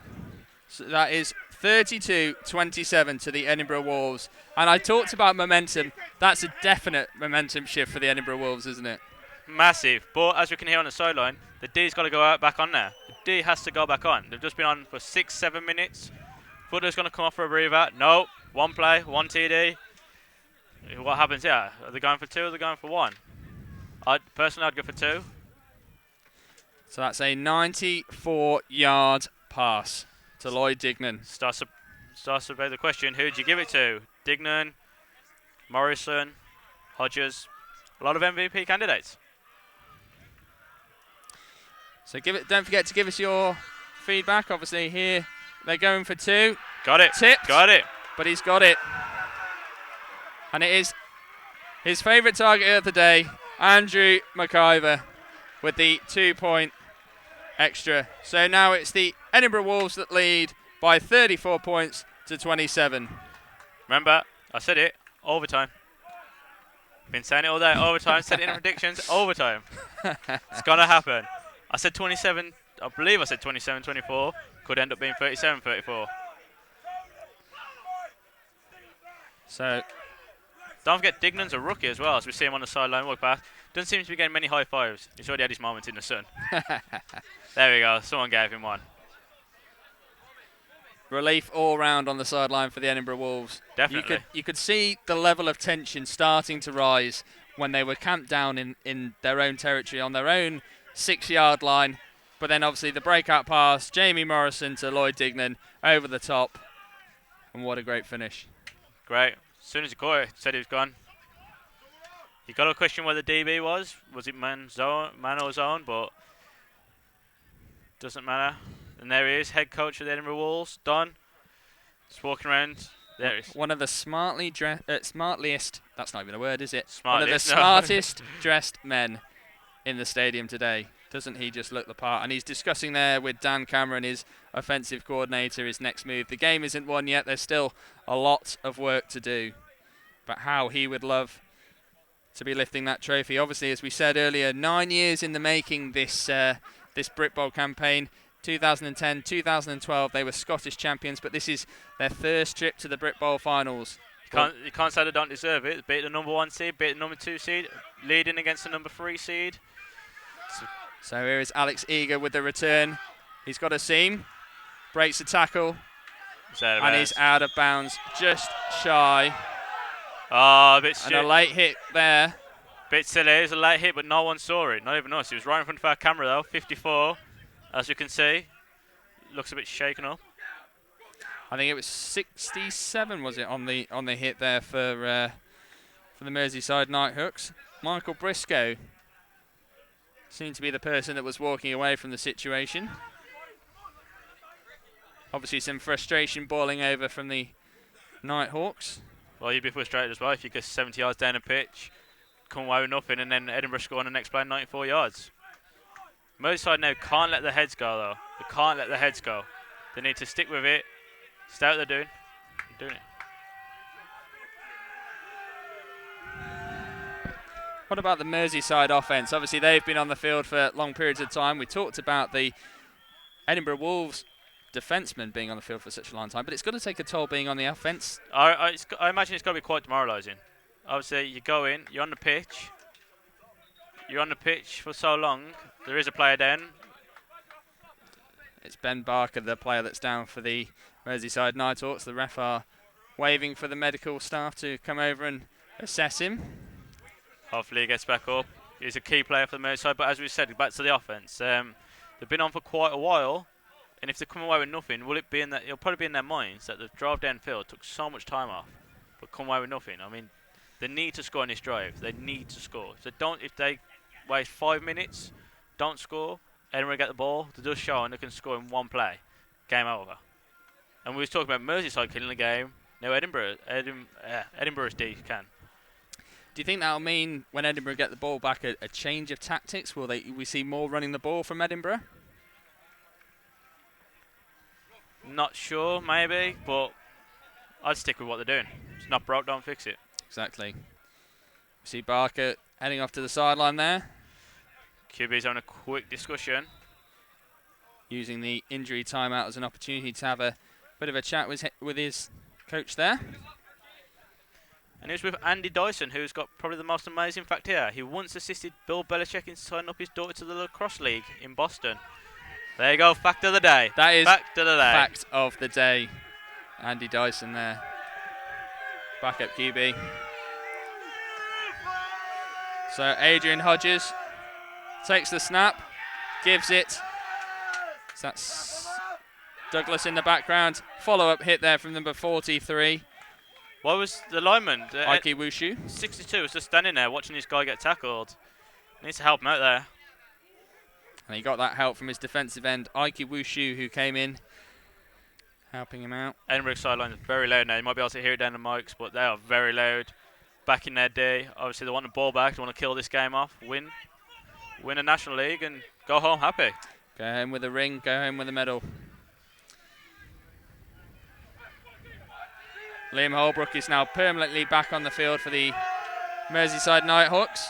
Adrian Hodges takes the snap. Good protection. He does indeed look for Liam. Someone needs to have a word with number 1. Keep playing soft coverage. You're getting a first down every play.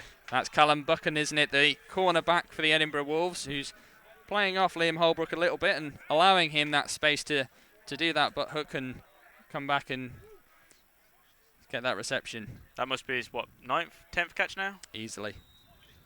So 1st and 10 for the Merseyside Nighthawks. Sounds like the ref's saying 4 minutes. 4 minutes left.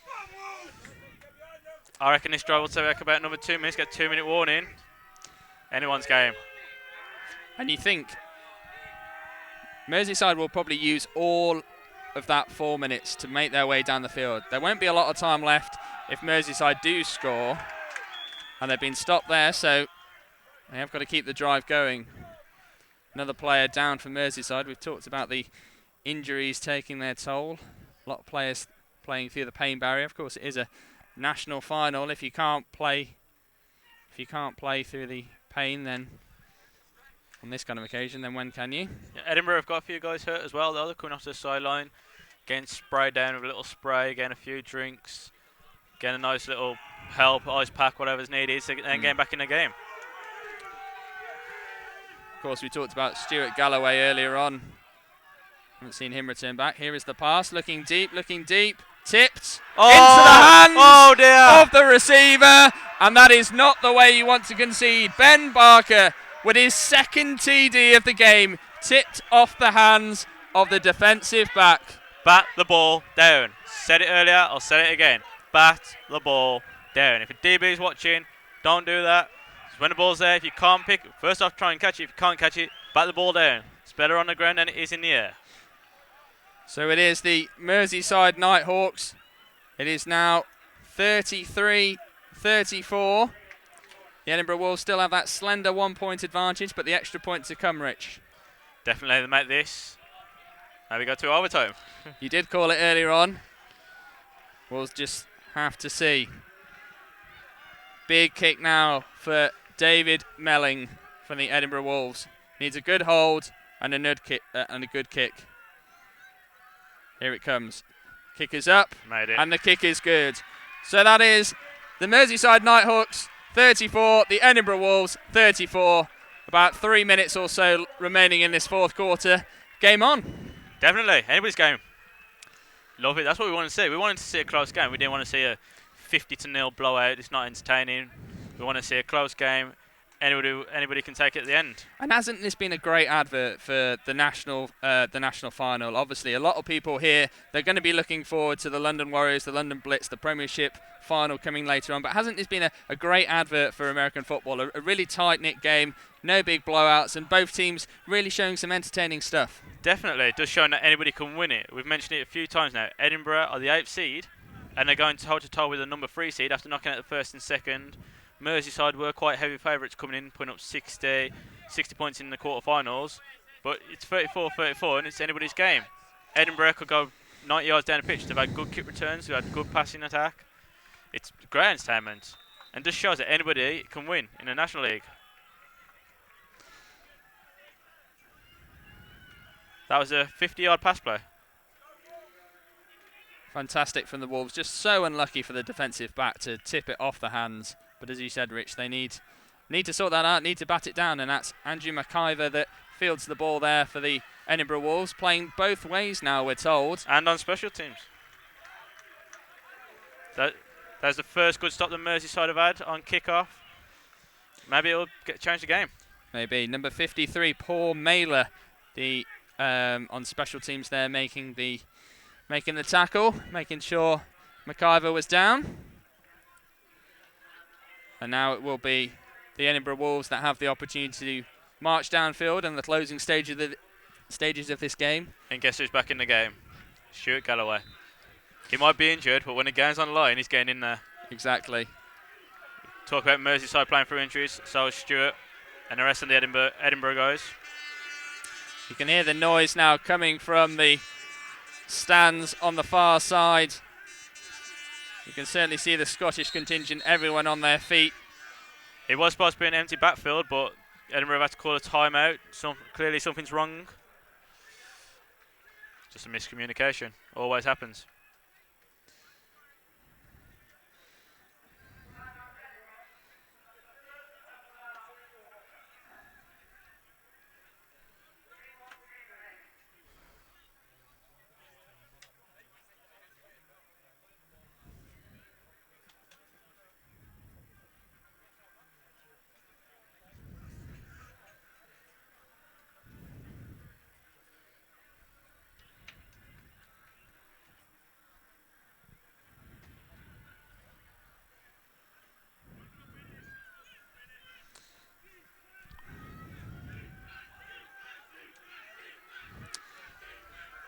So here we go. Edinburgh Wolves, 1st and 10 on the 28-yard line. Can they seal off this game? The give is to the number 20, forced out of Browns. Lloyd Dignan on the run. Oh, and Mark Houghton, a little bit rough. Surprised that wasn't a flag. I've seen him given. He was out of bounds. No need to throw him down. Just let him go. But and Don Edmondson is absolutely furious. I would be too. I would be livid. I'd be there. I'd be going mental. There's no need for it. We've seen on the sideline TD scorer Ben Barker geeing the crowd up, trying to get the crowd behind the Merseyside Nighthawks bench. Made for a good atmosphere. There we go. Another good stop against the run. Run up the middle. As you've said all day, Rich, Merseyside solid against the run. Like number 99 on the tackle there. Mr. Massey. D. Massey. And we see Houghton in there again. He must be in double digits as well as the linebacker. Two good games for the linebackers, Ross Young and Mark Houghton. Rio, as he's known in the team. Good pursuit there from the Merseyside players. 2 men in on the tackle. I believe that's 4th down now. So that's Adam Stevens, the cornerback, ably assisted by Rich Merrick. 4th down. Our county chess champion, as we keep telling you. Hopefully he'll be able to add a national championship to his county accolades. Which one's he prouder of, though? The chess or the football? I'll ask him after the game. So it looks like they're going to punt. Interesting. Well, obviously you've got to do it here. Yeah, 4th down, an opportunity for Mersey to get the ball back. I wouldn't be surprised if there was a fake. We see the deep man is David Melling for the Merseyside Nighthawks. Oh, there's a flag. Looks like a delay game. So we've got the latest stats for Merseyside. 34 first downs, 457 total yards of offence. And what a great day they've had. Especially Liam Holbrook and Ben Barker. Over 100 yards between them.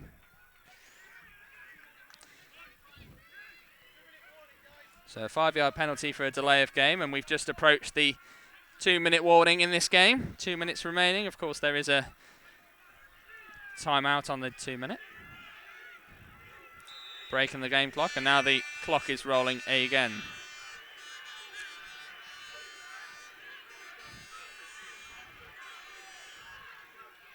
So the punt is up.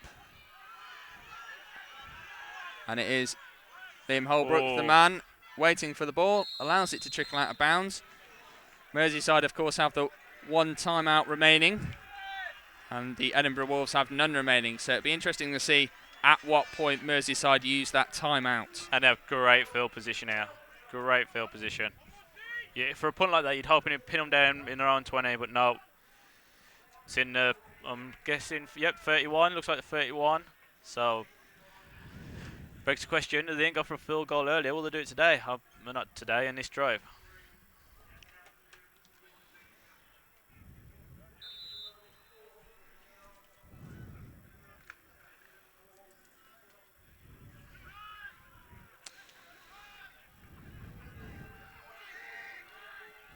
So here we are, Adrian Hodges, under centre.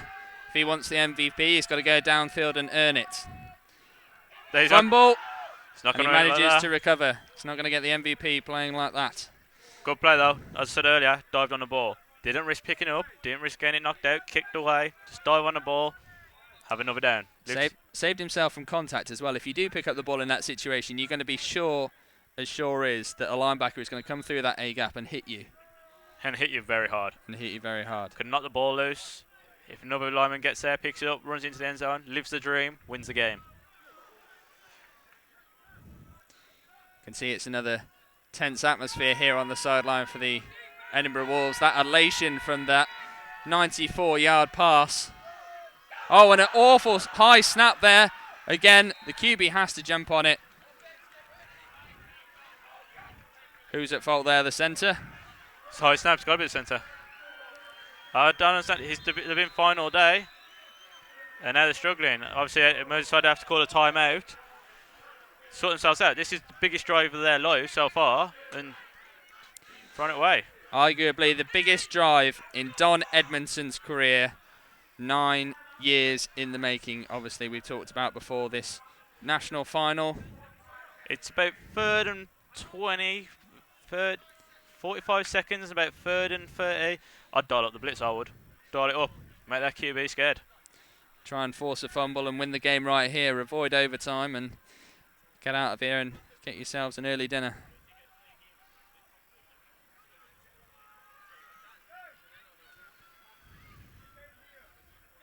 Another snap like that, we'll see a safety. Potentially. Safety wins the game. It's not the most glamorous way, but a win's a win.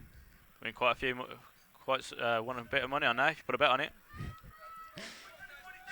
Do let us know your MVPs at DBL_coverage. You can also vote for your MVP of the game on Facebook. Go to Double Coverage, search for Double Coverage and like us. You'll get all the updates, not only on the National League season, but also the university when that starts up again. So Hodges, a better snap this time, and he takes off. Will he look to run? He needs to get to that outside, looking for that sideline. Playing for overtime. Playing for overtime, that's what that play is. You're going to chew up the clock. There's no need to punt it. They're playing for overtime, just like I predicted. So the score currently, Merseyside 34, the Edinburgh Wolves 34. We will have overtime if the scores remain. We're inside the last 30 seconds of the game as the clock winds down. Of course, when we finally do hit full time, we'll hear from both of the head coaches, Don Edmondson and Craig Pennington. There we go. There's overtime. And we are going into overtime. So it's finished the fourth quarter. Merseyside Nighthawks 34, Edinburgh Wolves 34. Overtime to come. Interesting. Going to be interesting. Obviously playing NCAA rules, so it won't be one drive down the field. They'll be starting at the 25, I believe. It might be 35 nowadays. And both teams will have a go to score. Sudden death, that's the way it should be decided. And who would your money be on going into an overtime scenario? We've seen already that the fact that the Edinburgh Wolves have taken no time at all to make their way down the field. Obviously, Merseyside, it's a slow process. It's almost like a train chugging slowly down the field. They're taking time off the clock. Obviously, now it's a situation of score or bust. Pretty much. I don't know. I did predict Edinburgh. I did predict Edinburgh to win, but I don't know. Merseyside. They've been doing well on the short pass, but lately they've been starting to stutter in the last 20. So they've got that. Whereas Edinburgh just love the deep pass and they're doing well. So. And we can see Don Edmondson, the head coach of the Edinburgh Wolves, going round. He's having a chat with some of his players. He's trying to G them back up as the captains meet. They're going to go out and kind of obviously do the kind of coin toss for the overtime. Who gets the ball first? Which end? That kind of thing. And a tense situation at the moment. I mean, just sum up. Obviously, as a former player, Rich, you would have been in this kind of situation. Overtime.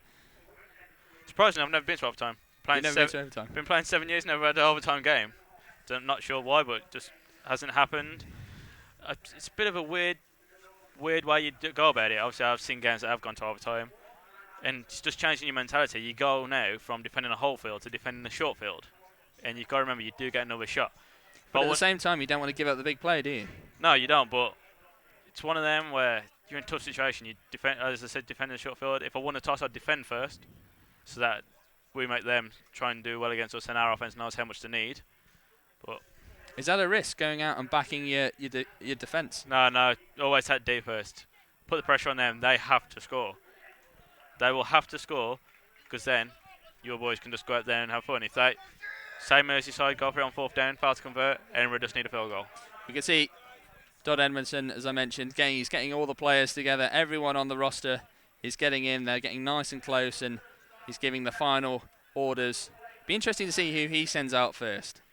It will be interesting, but I think they're just going to stick to what they've been doing. Stuart Galloway's back in the backfield, giving him the ball. Nice short passes from Morrison. Get it done on their offense. Whereas Merseyside, their offense has stalled. They've got that big play off the tip. So it's interesting one. It's going to be fun to watch, that's for sure. We're just seeing the captains come back up off the field. They're getting together, as I said, in this huddle. They're going to let us know shortly which way the toss has gone. Who's going to have the ball first? I believe it was Edinburgh won the toss. I don't know who won the toss, but Edinburgh are on the ball first. So that. Sorry, Merseyside are on the ball. You always get that from a Let's Go D. That's the main indicator, isn't it? When Edinburgh Wolves are saying Let's Go D, you know that they're, as you said quite rightly, Rich, they're going to take the option to defend their territory first. And then they'll have the opportunity to go down the field, put some points on the board. This is where turnovers are key. You can't have a turnover now. If you have a turnover, game can be lost. And we saw the teams early on in the game, an interception for either side, but since then the teams have been pretty solid. It's been penalties that have been. Yeah, penalties. There's just slight turnovers in some cases. Like Edinburgh, they had that long touchdown, and that flag called it back, and now they're going to overtime.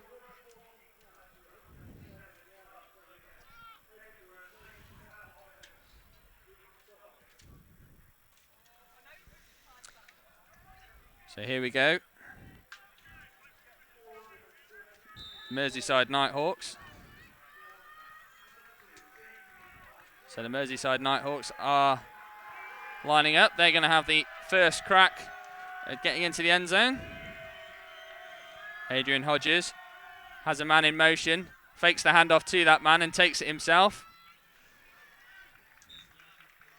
Short gain. There we go. QB keeps the ball, but Edinburgh is starting to key on it. Obviously, it worked earlier, but worked earlier for some good yardages. He's only made 5 yards off that. It's now second and 5. Well, 5 yards are always good, as we said, starting at the 25. But Edinburgh are keen on it. Sometimes you got to hand the ball off to the guy in motion or to the back.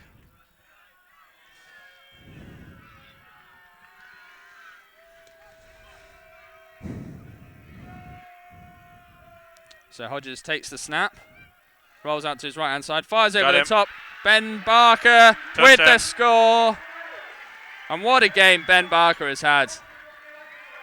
Dropped a catch earlier on in the day, but comes back. Is that his third touchdown of the day? I believe it is. I believe it is. That's free. MVP? I'd give it him. But then again, Merseyside QB. We need to see what happens, don't we? We do. Well, yeah, obviously we need to see what happens after, but it'd be a toss-up between the two. So it's now the Merseyside Nighthawks that lead 40-34. Extra point to come. But we obviously Edinburgh have the opportunity to go back downfield, so it'll be the Merseyside defence that it will fall on. David Melling awaiting the snap, the kicker there. It's a high snap, kick is up, Great. And the kick is back. good, as we can see from the cameraman gesturing behind the goal. And look what that means to Ben Barker. Absolutely fantastic shot there of Ben Barker as he congratulates his team as they come off, and him and the QB embrace. Can still see the Warriors in the background as well. Not to take the moment off him, but they're ready. There we go. Looking very relaxed as well, some of the coaches. And he's got faith in his day. That's the face of a man who has faith. So Ben Barker today, 139 yards of offense. Fantastic game from Ben Barker today. Obviously, and 3 TDs. Yeah, obviously the former GB Lion. Game changer. So here comes the long bomb. Oh, great play from the DB there. Fantastic play. Number 19 there.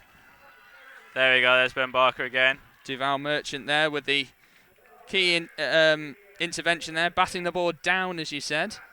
That's what all good DBs need to do. There we go. Edinburgh's offense. So Jamie Morrison now with 2nd and 10.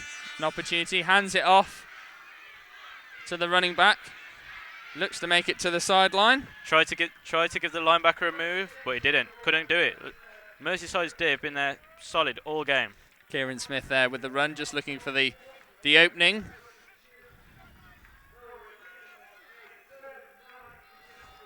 And with good field position, Edinburgh have been pretty solid from this kind of range, Rich.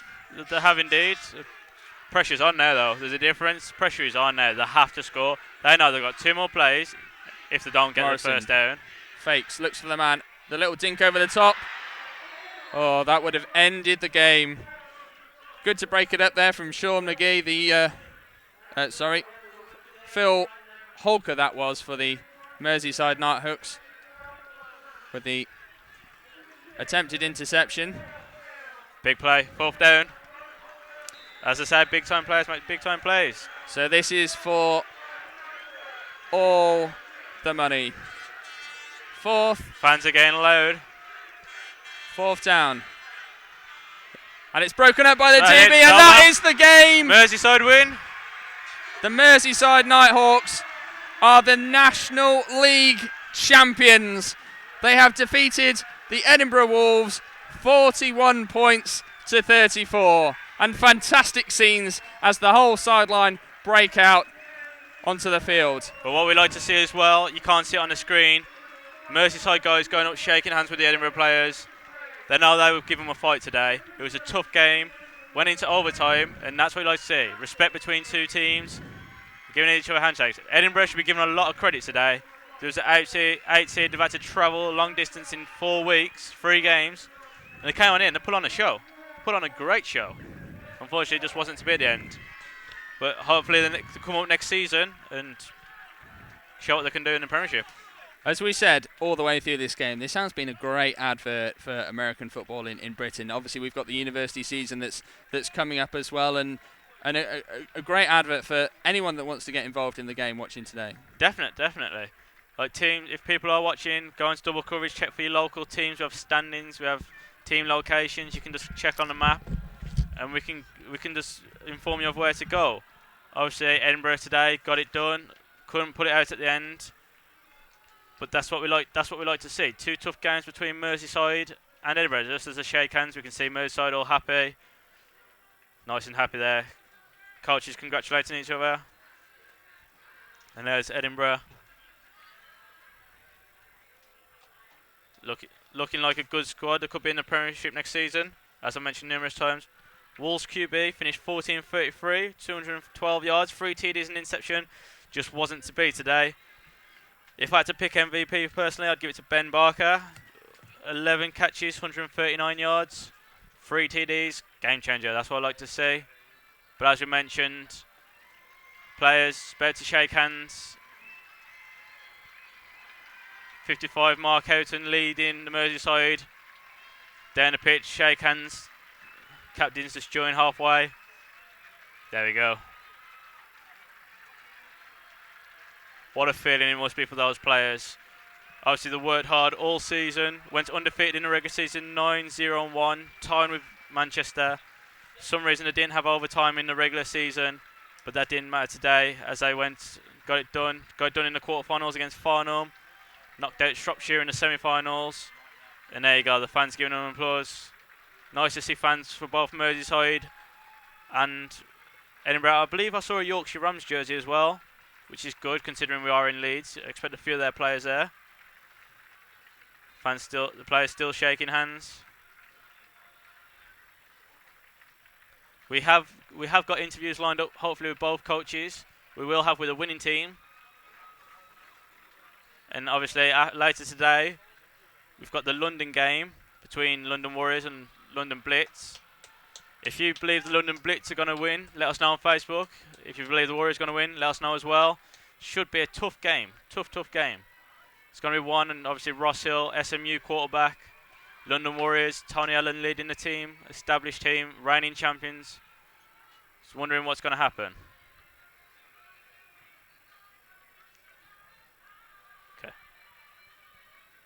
Okay, thank you very much for tuning into the game. I've been Richard Penwright. I was joined by Peter Spencer, who will have post-game interviews in a few minutes.